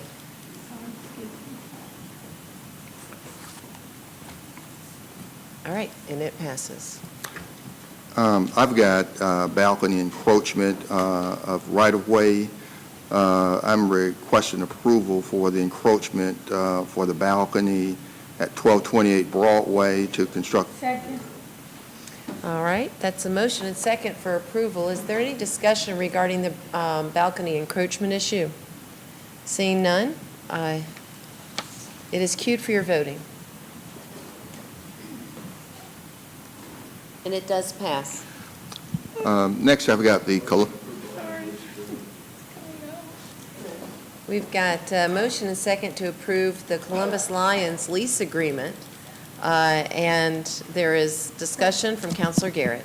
And this may be nothing, but I think our law firm's associated with the Lions. I'm not sure, is that a conflict with me voting for this? We have some sort of sponsorship deal with them. We're the law firm for the Lions, but. Does he have a pecuniary interest in the lease if he's there? Of course, if they challenged it. You ask all these Sorry. bar test questions. I mean, if I can recuse myself from. You do. Wait, you just do sponsorship or you do legal representation? I don't know that we actually, I don't know. I don't do the work, but. Well, we have to vote to. Just excuse yourself. Yeah, I'd like to recuse myself if I Okay. can.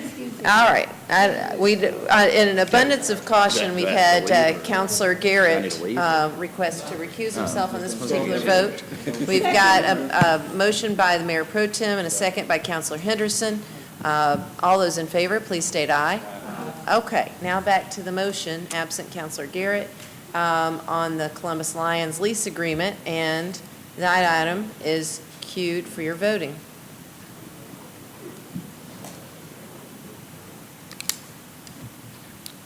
Okay, Counselor Garrett, did you vote? Okay. We have to, would you remove, do we have to vote again, or can you electronically somehow remove his vote? Okay. All right, go ahead. Okay, I've got a no-match grant. It's $2,173 from ACCG. Okay, we've got a motion and second for the Georgia County Internship Program grant agreement. It's no matching funds, and it's to accept a grant of $2,173. There's no discussion on this item, and so it is now queued for your electronic voting. It passes. Got a multimodal safety and access program grant. It's a $100,000 grant that will go through us to the River Valley Regional Commission. They are actually applying for this grant. Got a motion and second for approval of the FY17 Multimodal Safety and Access Program Grant. Counselor Thomas with discussion. Mr. City Manager, is the match from us or from the River Valley Commission? Yes, actually going to come from the infrastructure money. It is from the city. It's a $100,000 grant that matches 30%, and we're taking it from infrastructure. Okay, thank you. All right. That concludes discussion, and the matter is queued for your voting.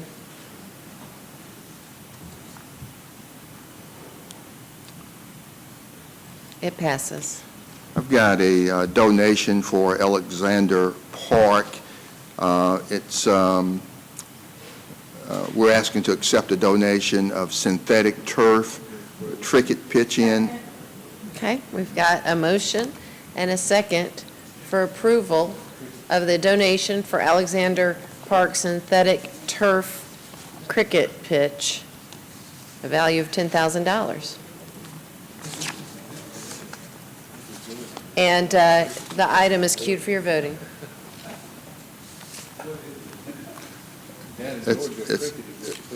Yeah. It's a sport that I know nothing about.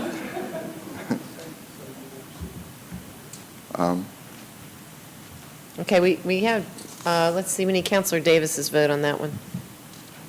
Okay, it passes. We got some purchases. The first is a traffic signal contractor. It's an RFP on an as-needed basis, asking your approval. Okay, we've got a motion and second to approve item A, traffic signal contractor. There's no discussion on this item. It is queued for your voting. The item is approved. We've got a motion and second to approve items B through G. That's, what's that? Yes, that's the trees for planting on city right-of-way. It's an annual contract. The gas steam kettle, a payment for inmate pharmacy services, equipment upgrade for the mailroom, EMT and paramedic license renewal fees, maintenance of the video visitation system, judicial arraignment system, and security equipment. Does anyone want any of these pulled, or would they like additional information on any of the items B through G? All right, seeing none, items B through G are queued for your vote.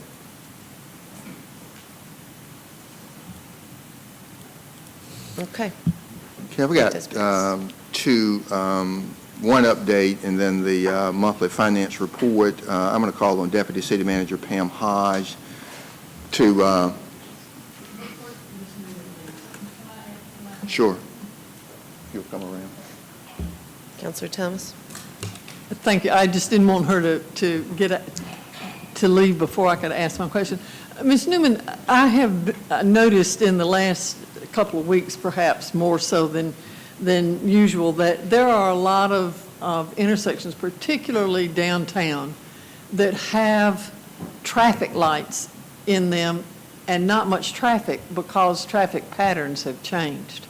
And I know, for example, on 14th Street and 3rd Avenue, we took that light down because of the lack of traffic. There are others on 14th Street particularly that probably don't need a traffic light anymore, a stop sign may do. Do we do any kind of a survey of traffic signals in the city as to which ones are no longer needed or need to be upgraded or changed or whatever? Is that, or do I just need to be patient and sit there? Yes, ma'am, we do that on occasion, particularly if there's a project in the area. And I know you're probably thinking of the one at First and 14th. Well, that one, the traffic light at Broadway and 14th, I know as traffic comes out of the TSIS building, Yes, ma'am. there's a lot of traffic that comes out of there. That's at 5 o'clock in the afternoon. The rest of the day, there's not, doesn't seem to be an awful lot of traffic there. So that's the kind of thing I'm But that's- wondering, what do we do? Yes, ma'am, that's true about most signals. Most signals are warranted under peak hour volumes, if you will. And because of the offset of that intersection, because you have the median and you have left turn movements coming off of 14th and then the opposition from Total Systems and all of that movement in that intersection is the reason that signal was warranted. And we did look at the one at First as part of the PATH project, and we felt with the school being right there, again, First Avenue is a divided road, and there's a lot of changes going on in the 1200 block of Broadway, and we weren't sure what the traffic impacts might be from that. We felt like we needed to leave the signal up at this point in time and then reevaluate it a little later down the road, again, once traffic patterns change, because we know there's development to occur in future years in that 1300 block of Front Avenue, if you will, and with it now being open, those traffic patterns could change as a result of that as well. So we didn't want to go ahead and take down signals and then develop a problem and have to put them right back up. I do want to publicly thank you too, though, when someone brought to our attention the traffic light that was on Warm Springs Road at Blue Cross Blue Shield, when Blue Cross moved out of there and that parking lot was not being used, the traffic light for a while was still going, and we said, hey, take a look at it, and you did and took it down. And I appreciate that very quickly, how quickly you did that, and that it was something that, that now that they've torn up Warm Springs Road to widen Tarleton Road, maybe we need that traffic light to slow folks down again. But I do appreciate what you and your department do for us. And just keep an eye out for those changing traffic patterns. We try to. Again, we don't want to take them down too fast, as there's a potential for a different change, if you will, from today as development continues to occur in the downtown area. Thank you. Thank you. All right, we've got the Mayor Pro Tem. When you get a chance, can you check the traffic light at Floyd Road in Buena Vista? If you're coming from Floyd downtown, there's not an advance or an arrow to turn left. Yes, ma'am. To where Walgreens is, and it's extremely dangerous. But there's an arrow on the other side to turn left on the Floyd. Okay, we'll check it. Okay, thank you. All right, Councilor Davis. If council will indulge me, Ms. Newman, while we still have you here before us, can you give us a quick update on Double Churches Road since we're talking about signals and lights and things like that? On the Veterans Well, there's a lot of folks asking why are the cones, barrels, and all the rest of those things still out there? What's the holdup there at Double Churches and Veterans? The construction is not complete as of yet. They are continuing to work on the signals, and until we have both of the left turn, if you will, signals on, specifically for I guess it would be the westbound left turn going northbound on Veterans, until those signals are operational, we can only utilize one left turn lane. And so that's part of it. And again, because this is a state route, when they complete the work, it'll have to be inspected by the state. And then any deficiencies corrected before they'll allow us to turn those signals on. Is there a date that we can look forward to? The last date I received was in March, I believe. Thank you, ma'am. All right. That's Madam Mayor and Council, let me just say, as I call on Deputy City Manager Hodge to just provide an updated response to request for information. Mr. Tolly Strode, I know, and I can't call the name of the organization he represents. He has been here a couple of times and has presented information regarding city finances. And at the last meeting on February 14th, I had Deputy City Manager Hodge to come and present a response to some of the things that he had sent out to you and to the media and some others. But I had her to prepare a response, and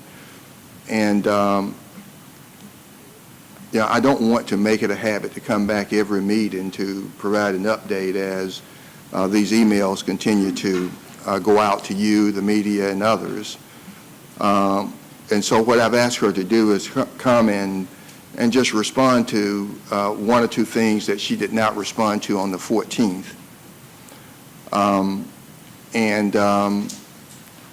And so we're not going to be able to commit the time that she committed to prepare on the 14th. I talked to her as she prepared the presentation that she came to you with on the 14th, and she told me that she got up on Saturday morning and to work on the presentation, and by Sunday she had put 20 hours into preparing over the weekend to respond to those questions and issues that were brought up by Mr. Strode and the organization he represents. And I think we adequately responded to those things. And then after that meeting, there was another email or two, and I've asked her to respond only to those things that she did not respond to on the 14th. And even as of today, there were a couple of emails that came out to you, and so I asked her to respond to something out of that email that came out this morning or yesterday or whenever it was. But I wanted to say to you that we are, the Deputy City Manager is fully engaged in her day-to-day work. And while we want to continue to answer any questions, especially when there is misinformation or confusion put out there, we want to respond and try and set the record straight. As we go into the budget process, we are not going to be able to come back to you every meeting with a follow-up report trying to explain something that has been put out that may contain inaccuracies, erroneous information, and I just kind of wanted to share that with you, and we'll be guided by your direction. But you know, we've got a lot going on that we're going to be dealing with over the next few months related to the budget in addition to the normal daily work. And so I don't want you to expect, unless you ask us to, that we're going to be coming back responding every meeting to something that has been put out there. And so I wanted to say that in advance of her presenting to you tonight. If you got direction that you want to provide on regarding that, I mean, we want to know what your direction is regarding that, but I've said to staff we've got the budget to work on, and we just can't put that kind of time, the kind of time that she put that weekend into responding to things that in so many cases is just not accurate. So with that, I'm going to turn to you to go ahead and talk about those things that you did not address the last time. Sure. Good evening, Mayor and Council. There was one additional request for information that was sent recently related to unfilled police positions. The first item was to establish a police personnel budget that reflects the currently filled OLOS and general fund positions as opposed to the way we currently budget, which is budgeting for all positions that are authorized. if we didn't budget for positions that were authorized, if the police department went to fill a position, there wouldn't be budgeted dollars available for those positions. And there's such turnover within not just the police department, but all departments related to vacancies, new hires, voluntary separations, terminations, that our practice is to budget for all authorized positions so that the department has the ability to fill those positions when they find qualified applicants. The next item. Pam, let me just say, because a lot of times, the citizens are watching this the first time. They're not a finance director. They don't tune in every single week. Basically, what this budgeting process is doing, as you said, earmarks funds for every single authorized police officer position, whether it's funded through OLOST or general funds. And that basically is because we've set a priority on earmarking and making absolutely sure that if there are people available to fill those positions, the money is there. It's because it's a priority for us. And to do otherwise, as is being suggested, to defund those positions or create a budget only over those ones that are filled, would require us to amend the budget every time a new person is hired for the police department. And so I just want the citizens to understand that sometimes with these discussions, the critical analysis of council and how they budget, you meet yourself coming. People start out very boisterous about how public safety is a priority and we need to budget for that. Well, that is exactly what we're doing. And a suggestion to do otherwise is a suggestion to not put public safety first. So. That's correct. And the second statement was to use a portion of the funding for unfilled positions to increase the existing pay. That was also part of the request for information of number 5, so I have included that particular slide. There were some changes made in the police pay reform in the last several years, and there were 16 positions that were unfunded in order to pay for those enhancements to police officers' pay. But to do that on a regular basis would mean giving up those budgeted positions, which I don't believe is the intention of the police department or of council. The last item was to use a portion of the funding to establish a department unused and uncommitted contingency. And as you know, there was a resolution adopted by council. That is what salary savings is. And salary savings for the general fund has been determined to be used to prop up the reserve fund for the general fund. And the police department and other departments have the option to come to council for use of salary savings for anything other than the general fund, as the resolution stated, to use salary savings. At the last meeting, the police department did request from council on the purchasing agenda to use salary savings for a purchase in the police department. And then the last statement was to apply this policy throughout all the public safety departments. So I have included the response to request for information number 5, which is similar to this particular request. There was also an email sent this morning, actually, and I felt the need to respond to this as quick as possible because there's a lot of misstatements in that particular email. And I'll just bring up this chart of information that was included in the email, and I'll outline those things that is a definite misstatement. The first one, the $312 million. When you go on the Georgia Department of Revenue website, you can see the monthly distributions to the city. And this number represents going all the way back to January of 1999. The SPLOST for 99 SPLOST, what we call 99 SPLOST, didn't start until April of 2000. So this number includes about 15 months worth of collections that were really part of the 1993 SPLOST. So it starts from that point, and it really is a misstatement all the way through. Revenue collected from the SPLOST itself after September of 2008, which is when the expiration was actually $2,016,000, not the $1,515,000. And then it goes on, the same thing, talking about the 99 SPLOST through June of 16. This includes months related to the 1993 SPLOST. And also when you look on Department of Revenue's website, they're giving you the month of distribution, not the month of collection.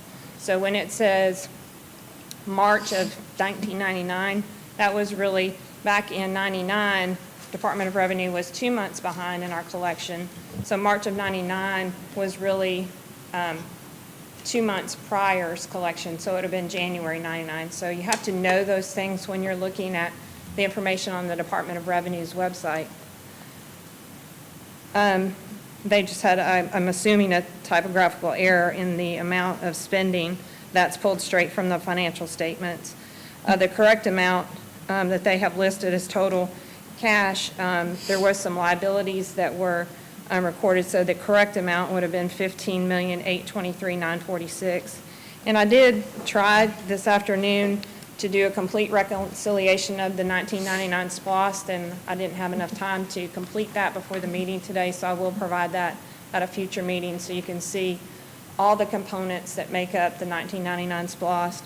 But things that are not included in this information that should be included is there were bonds that were issued as part of the 1999 SPLOST, and so the principal and interest payments are part of the expenditures of SPLOST dollars to pay those bonds back. So you have to include the bond proceeds as well as the principal and interest payments. You also need to know that there's interest that's earned on SPLOST dollars that represents a significant amount of money, so that needs to be part of the equation.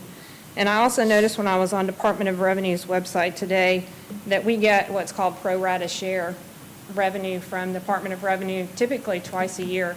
And this is revenue that they collect that they can't identify, and so that's distributed throughout the state.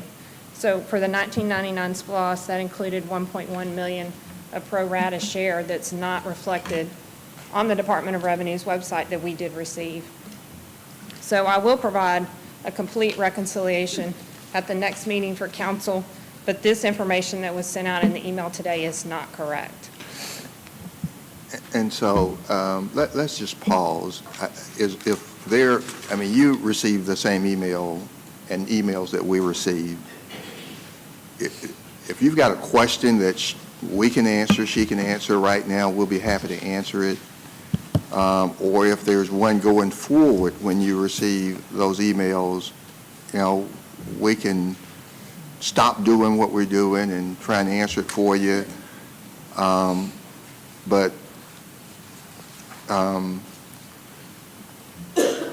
And I'm trying to be careful in how I say this to you, but how much of this do you want?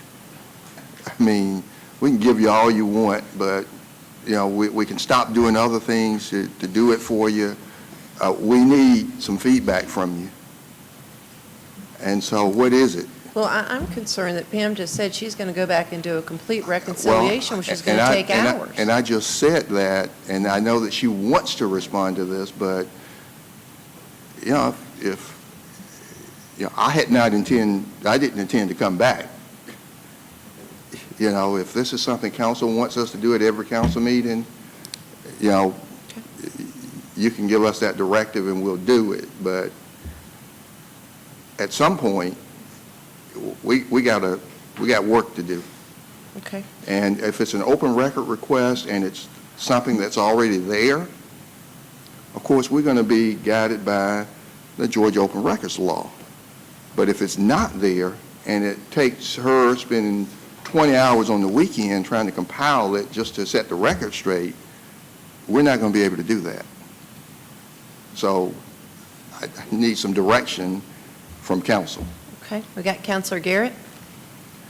Mr. City Manager and Director Hodge, I completely understand where y'all are coming from. I do, and we do have to prioritize, y'all's time. Y'all have got the budget, you've got to do. Some of these items are big ticket kind of discrepancy type things, the sales tax revenue, and there was an explanation, and the public needs to know that. I'm not sure, and I don't know what my fellow councilors think, but I understand what you're saying about not coming back at every meeting, but I do think we need to dedicate some time to, when we have a bunch of citizens who are working really hard to try and give us recommendations to improve our city government, to at least take into consideration whether it be in a work session or, if they can give us some priorities, because they're giving you a lot of requests for information, I understand that, and we've got a lot going on, but we certainly need to, if people are taking the time to analyze all this data, we can't just disregard it, but I understand we can't also you don't need to be working 20 hours on the weekend to get all this information together necessarily. But particularly the things where it's something that's a major item like the sales tax revenue, and there was an explanation, that type of thing. And then the things that are policy changes, I would like to see us, talk about those in a work session or address it, or if y'all have a recommendation or if you have a reason, and there's so much information out there. We're part-time. We aren't doing what y'all are doing on a daily basis, but, I'd certainly like to hear your recommendations, at least down the road.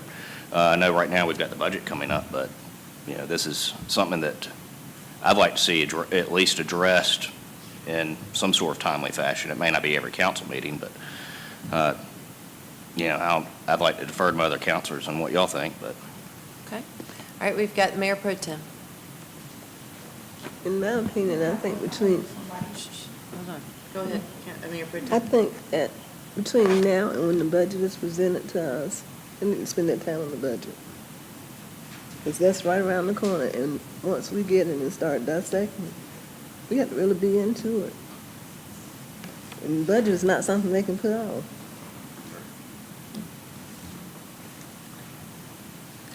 Councilor Baker. I concur with the Mayor Pro Tem. I think the city manager and his staff, especially the finance directors, have gone above and beyond their duty in trying to respond to these things, and there are limitations to what you can do. And the most critical constitutional duty we have is to the budget process, and they're understaffed, and it's tough, it's long, it's difficult, and they need to be totally focused on that. And we can address some of these other issues later. And as you can see, and hey, I appreciate Mr. Strode and his group offering suggestions, and when we have additional time, we can take a look at those. But they need to focus on their job and doing what helps us perform our constitutional duty, and that's the budget, and that's where they need to be focused for the next several months. And then, governmental accounting is not like anything you've ever seen before. It doesn't work the same as private sector. You can't come into it with a mindset of private sector and make it work in governmental. It doesn't work. I struggle with it just as much as anybody around this table. You better listen to the people who do it for a living. You better listen to the people who do it every day, and you better listen to the people who are trained in it. And that's what they're there for. So try not to get too sidetracked. Listen to what they're trying to tell you. And again, we always need our citizens to give us ideas. That's how we all work and move forward. But they've got a job to do. Let's let them do their job. Let's let them get focused to where they need to be focused. Thank you. All right. Mr. City Manager, I think that provides the direction you need. Pam, did you have, you have. Well, and then, sorry. I was watching TV and the other day and saw a news conference about the Liberty District and the $5 million. And nobody called me to ask me anything about the Liberty District before the news conference. Nobody asked me for information. But there was a news conference. And so I asked her to take the time to share a little bit of information about the Liberty District and the $5 million. So that's what I want you to do right now. So there's been obviously a lot of, in all of these slides you've probably seen before, and these projects you've seen before. This is just a refresher, and also to provide information to the citizens about all the revitalization efforts that have taken place in the Liberty District. And I'll just go through those. I've provided you a summary. I didn't give you copies of all the pictures because you've seen all those before. First was property acquisition. On this particular slide, you can see all those highlighted in purple are all the city-owned properties within the Liberty District, and part of the SPLOST dollars was used for property acquisition and demolition for this to prime the location of the Liberty District for revitalization.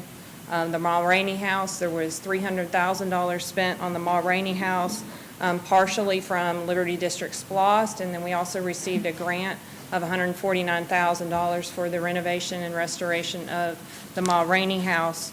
And that happened actually twice. We did a renovation stabilization in 2007, 2008, and then we also came back to council in 2012, and this shows the situation that we were having at the Ma Rainey House and the corrections that were made to stabilize the Ma Rainey House again through 2014.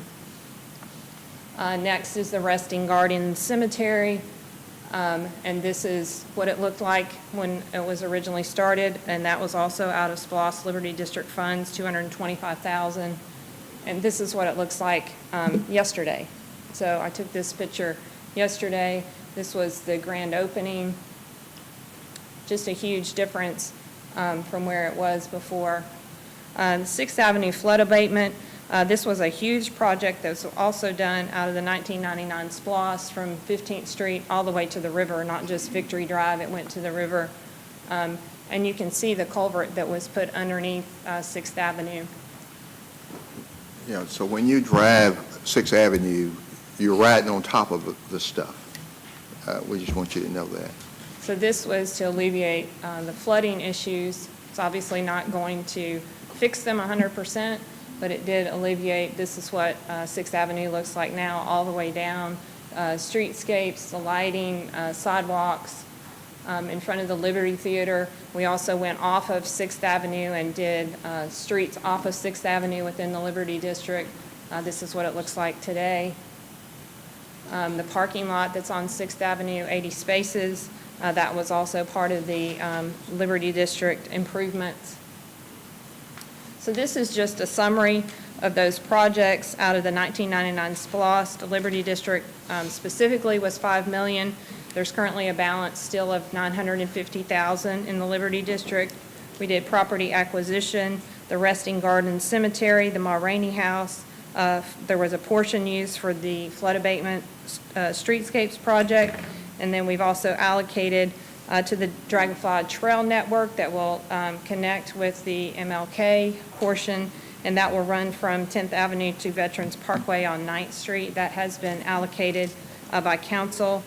The street flood abatement project, the $37 million that included the parking lot, the $149,000 grant that we received for the Ma Rainey House, and then also the Veterans Parkway streetscapes was $5 million, which is also within the Liberty District a portion. And then established the TAD in the Liberty District and 6th Avenue. So all these efforts to revitalize and get the Liberty District ready for redevelopment. We did have a missed opportunity during this time in 2012 where the proposal from the Housing Authority met some opposition for the redevelopment of Booker T. Washington, and so they determined that they would just build on their existing site. That's under construction now. And where we are now, our current initiative is the city manager is establishing a Liberty District committee. That will be to meet with the committee. The thought is to hire a consultant to either update the existing master plan or to develop a new master plan, and that will be done through this committee by an RFP. So that's just a brief overview. We've brought these things back to council over the years about things going on in Liberty District, but this kind of puts it all together and all the activities that's gone on in the Liberty District to get ready for redevelopment. Councilor Woodson?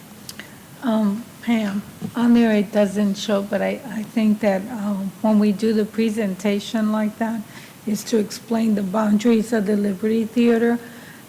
Excuse me, because I think the perception of the public, it is just where the theater is, that area there. I think there's not an understanding that it's a broader area. Because if someone was watching that, they would say, well, what does the Ma Rainey House has to do with the Liberty Theater?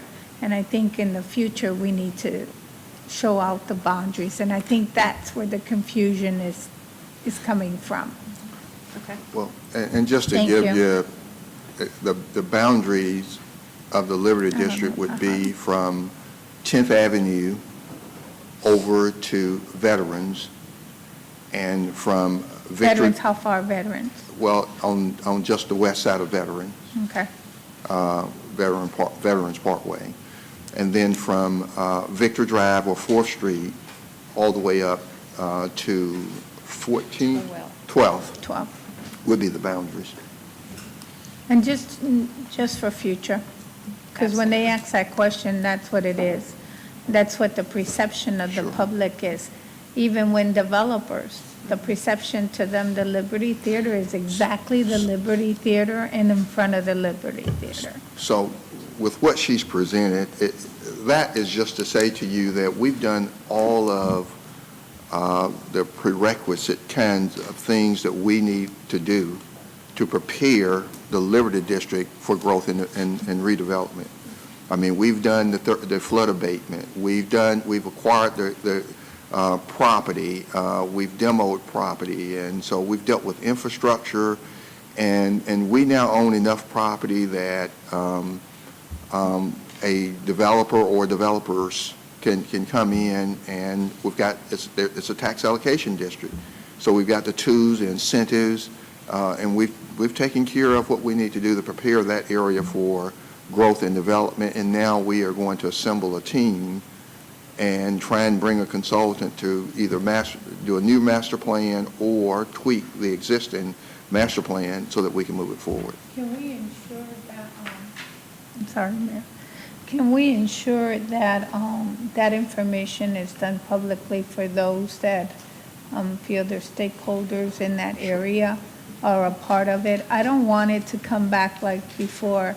There was only certain people that were invited, and that was it, and then we went through this regiment, and that's why the 2012 didn't go through, and it was just a big old mess. Yeah. If we can, and I like to be part of that, because sometimes some of the plans are done without me, and then when it all gets kind of raggedy, then I get called in. I like to be a part of it from the beginning, and get some of these people that say they're stakeholders that live in the area or have investments to be in the loop. Sure. So that we don't run into the same opposition that we did last year.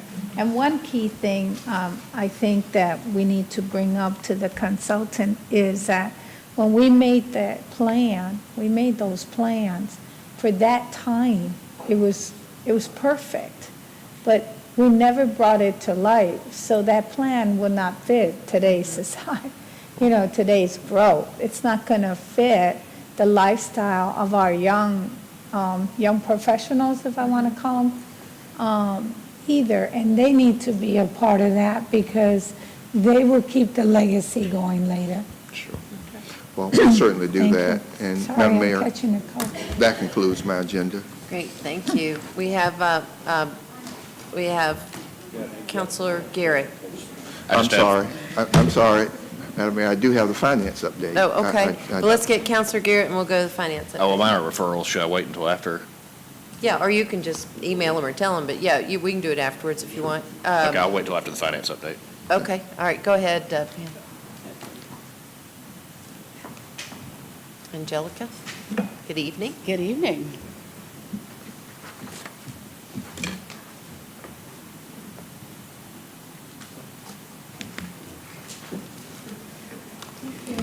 Thank you. And while Tiasha is passing out the budget snapshot, I will say that we are transparent in our accounting for OLOS funds. We do publish all of our financial reports in detail out on the Finance Department's website. They are currently out in ECAP if you're looking for that information tonight, and they should be up on the Finance Department's website by tomorrow. I've submitted the request for that to be posted online. So just starting with the operating funds, which is the top right of the snapshot, the general fund is down 1.30%. The other local option sales tax fund is down 4.18%. The stormwater sewer fund is up 2.86%. The paving fund is up 4.66%. The medical center fund is up 2.69%. Integrated waste is up 12.47%. The emergency telephone fund, or E911 fund, is up 4.03%. The economic development fund is up 2.69%. Debt service here is showing that it's down 54.42%, but that's just a timing difference. There were transfers that took place in January 2016 that will not take place until February of this year. And so that fund, when taking into account the $6.6 million in transfers, that fund is actually up about 5%. The transportation fund is down 1.79%. The parking management fund is showing to be down 8.96%. And I will say for parking management that they've had a turnover in staff. The parking manager resigned, and there was an employee with a long-term illness, which created a shortage in the parking management division. So there were actually less people out on the street to write the tickets. So I know as of the end of January, they're fully staffed, and so hopefully we should see an increase in that number there, and to also do a possible analysis on whether or not we really see a decrease in citations as it relates to a change in parking habits and people just not offending as much as they did before the fine increased in July. So the Trade Center Fund is up 13.54%. Bull Creek Fund is up 4.22%. The Oxbow Creek Golf Course Fund is up 11.25%, and the Civic Center is showing to be down 4.17%. Just moving down the snapshot to the other local option sales tax, where we allocate 70% of our other local option sales tax revenue. We've collected, as of the end of January, $11.9 million, allocated $11.9 million to the public safety portion of the other local option sales tax fund. In expenditures, which includes encumbrances, that amounts to $12.7 million. For the infrastructure portion of the other local option sales tax fund, we've allocated just over $5 million. And as far as expenditures, it's approximately $3.5 million. The personnel information as it relates to the people who are currently funded from the other local option sales tax fund is listed there, and that's as of the end of January. So if we move over to the left side of the snapshot, we've collected approximately, we've collected 57.48% of our budgeted annual revenues for the general fund. The goal as far as the general fund expenditures at this point, if we're allocating out the expenditures on a 12-month basis, the goal would be that departments would be less than 58.34%. So the ones that are not less than 58.34% are highlighted here in yellow. And as far as the city attorney operating, I really don't see an issue there, although it is slightly above the 58.34%. The city attorney litigation is, of course, due to us defending several million in claims. The information technology overage is due to the annual fees for various software lease maintenance agreements. A newcomer this month is the employee benefits, and that's due to the annual payments that we make for our death benefit and major disability benefits. So that payment was actually processed in January, and I don't foresee that being an issue at the end of the fiscal year, as that's a one-time payment. So for those listening by television, for things like information technology, they pay things early in the fiscal year that they won't have to pay this last part of the fiscal year, and so it'll work out. That's correct. There are some that actually came off because of that. Council was on the watch list, I guess, so to speak, because of the dues that are due at the beginning of the year, but now they're Yeah. on track, and they're actually less than what we anticipate as of the end of January, so. Sure. It does fluctuate. Yeah. The engineering, and there was a payment made for the annual radio maintenance contract to Motorola. That, again, was a one-time annual payment, and that really consumed most of the budget for engineering. For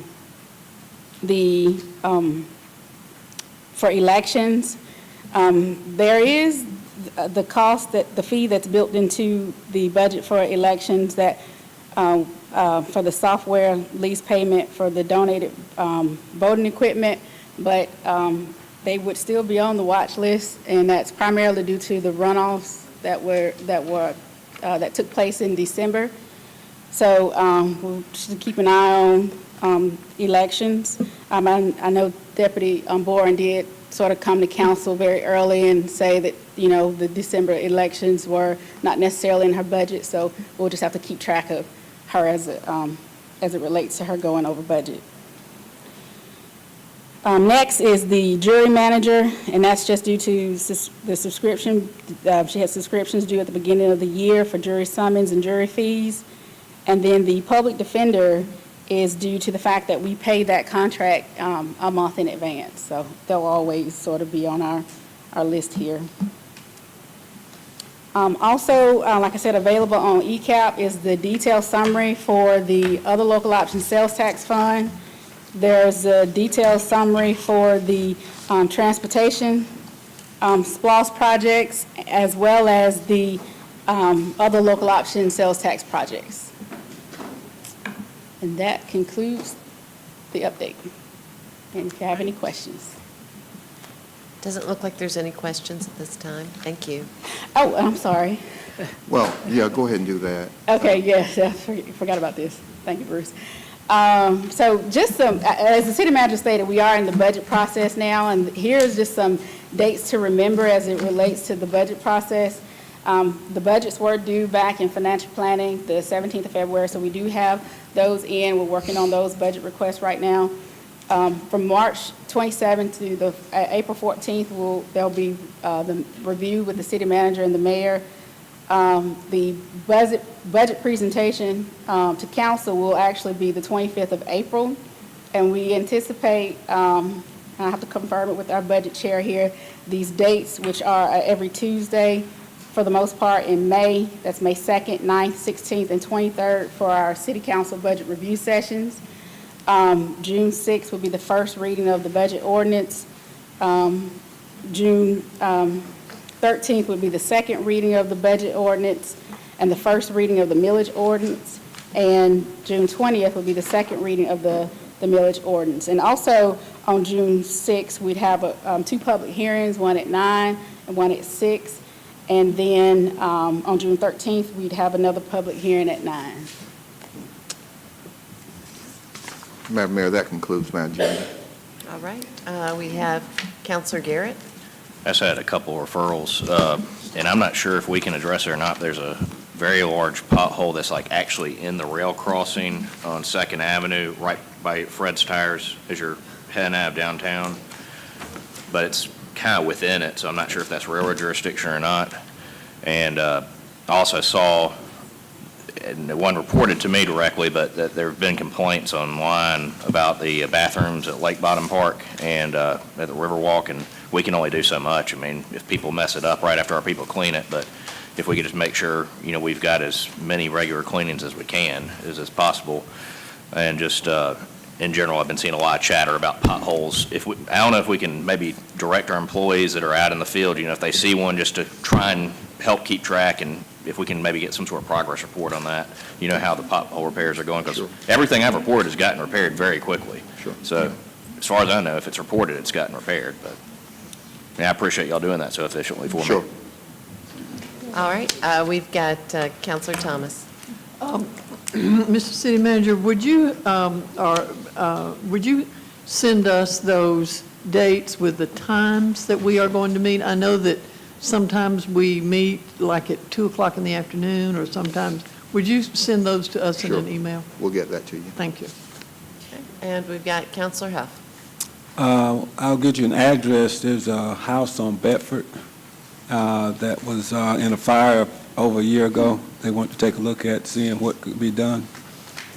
On the orange-red hose, they went out and checked it out, and they said it was kind of capping for the gas company or something, but it still seems strange to me that it's spread out so far.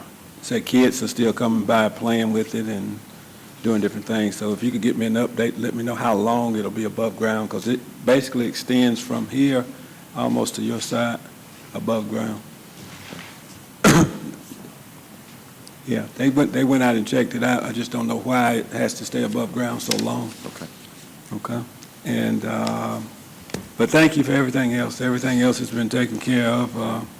And I'll get with you with a couple other things. We have an issue on Foy Avenue. There's a ditch there, and the ditch is eroding over to a resident's home. And he was just requesting if we could get some stones or something put there to keep the water from washing back under his fence. I'll get you an address and everything. Sure. Okay. Thank you. All right. All right. That's all, I believe, Mr. City Manager, if that's all you have. That's it. And we'll turn it over to the Clerk of Council. Madam Clerk. Madam Mayor and Council, on the clerk's agenda, items of information. We have some temporary street closing applications. Just for your information, for March 5th, there's going to be a birthday party for Night Drive. In July, there will be the Sprint Triathlon, and then in August, it will be the Olympic Triathlon. Have a resolution to excuse Councilor Allen from tonight's meeting. Got a motion and second for approval. All those in favor, please state aye. Have a request from the Convention and Visitors Bureau. They are asking that the seat of Ms. Got a motion and second to declare the seat on the Convention and Visitors Bureau vacant. All those in favor, please state aye. Minutes of various boards. Okay, we've got a motion and second that the minutes of the Airport Commission from both October, November, and January, the Board of Tax Assessors, the Housing Authority of Columbus, and the Retirees Health Benefit Committee all be received. All those in favor, please state aye. Are there any opposed? Okay. On our board appointments, on the Board of Tax Assessors, we need a nominee for someone to fill the seat of Mr. James Dixon. On the Building Authority, Ms. Leila Carr has been renominated. She can be confirmed. Second. Got a motion and second for confirmation. All those in favor, please state aye. On our Civic Center Advisory Board, Are we nominated? okay, he can go ahead and be confirmed since it's a district. Okay, that's a motion and second of Mr. Jay Lewis for the Civic Center Advisory Board. All those in favor, please state aye. Aye. On our Board of Zoning Appeals, Ms. Barbara Fortson has been renominated. Move She can be confirmation. confirmed. Got a motion and second for confirmation of Barbara Fortson on the Board of Zoning Appeals. All those in favor, please state aye. Then on our Circle Commission, Ms. Rose Spencer has been renominated. She can be confirmed. So motion and a second to confirm Rose Spencer for the Commission on International Relations and Cultural Liaison Encounters. All those in favor, please state aye. And we are waiting to hear back from Ms. Nino. Mr. Tataski is not eligible to serve. We'll need a nominee for that seat. On our Employees Benefits Committee, Captain James Polk and Maria Harrell, these terms will be expiring. I'll get with our HR director so we can send out for them to take a vote. And on our Housing Authority, the mayor is renominating Ms. Janella Pendleton. She can be confirmed. Confirmation. So motion and second to confirm Janella Pendleton on the Housing Authority of Columbus. All those in favor, please state aye. And on our Land Bank Authority, the seats of Mr. Stephen Anthony Mr. Bradford Dobbs does not wish to serve again, and Ms. Ann Merritt. Do we need to move the two that are eligible nominated, or are we just waiting for? Yep, we're waiting. We get recommendations from the authority. Then on our Personnel Review Board, Ms. Carolyn Ryder has been nominated. She can be confirmed. Got a motion and second for approval. All those in favor, please state aye. And our Public Safety Advisory Commission, Counselor Huff is still working. And that's all I have, Madam Mayor. All right, great. We've got Counselor Henderson. I'm sorry, don't want to delay things. One quick question of the clerk. I noticed that Land Bank Authority, all of those are the authority's appointment. We allow the authority to pick their members? I believe there was a change in, Seems like we had trouble getting nominees, and we delegated that. I guess, I don't know, if we're not doing our job in presenting opportunity to these people, then I can understand why we're doing it, but it just seems a little inconsistent. I don't know. I thought it was a change in state law.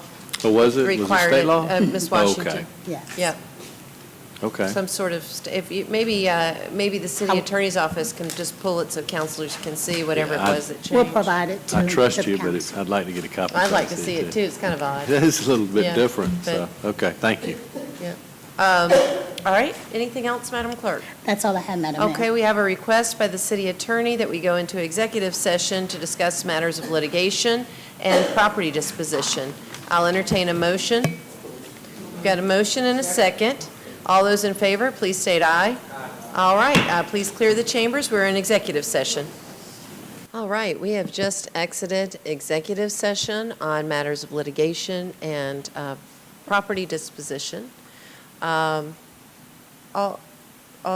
I'm going to turn it over to the city attorney. Just would like to call up the resolution that settles the Cleopatra Harrison litigation for class-wide settlement of $75,000. It's ready for action. So moved. Second. Okay, that's a motion and second. Is there any discussion on this item? Seeing none, all those in favor, please state aye. Are there any opposed? All right, and it carries. Anything else, Mr. City Attorney? That's all, Mayor. Okay. Thank you. All right, I'll entertain a motion to adjourn. Second. All those in favor, please state aye.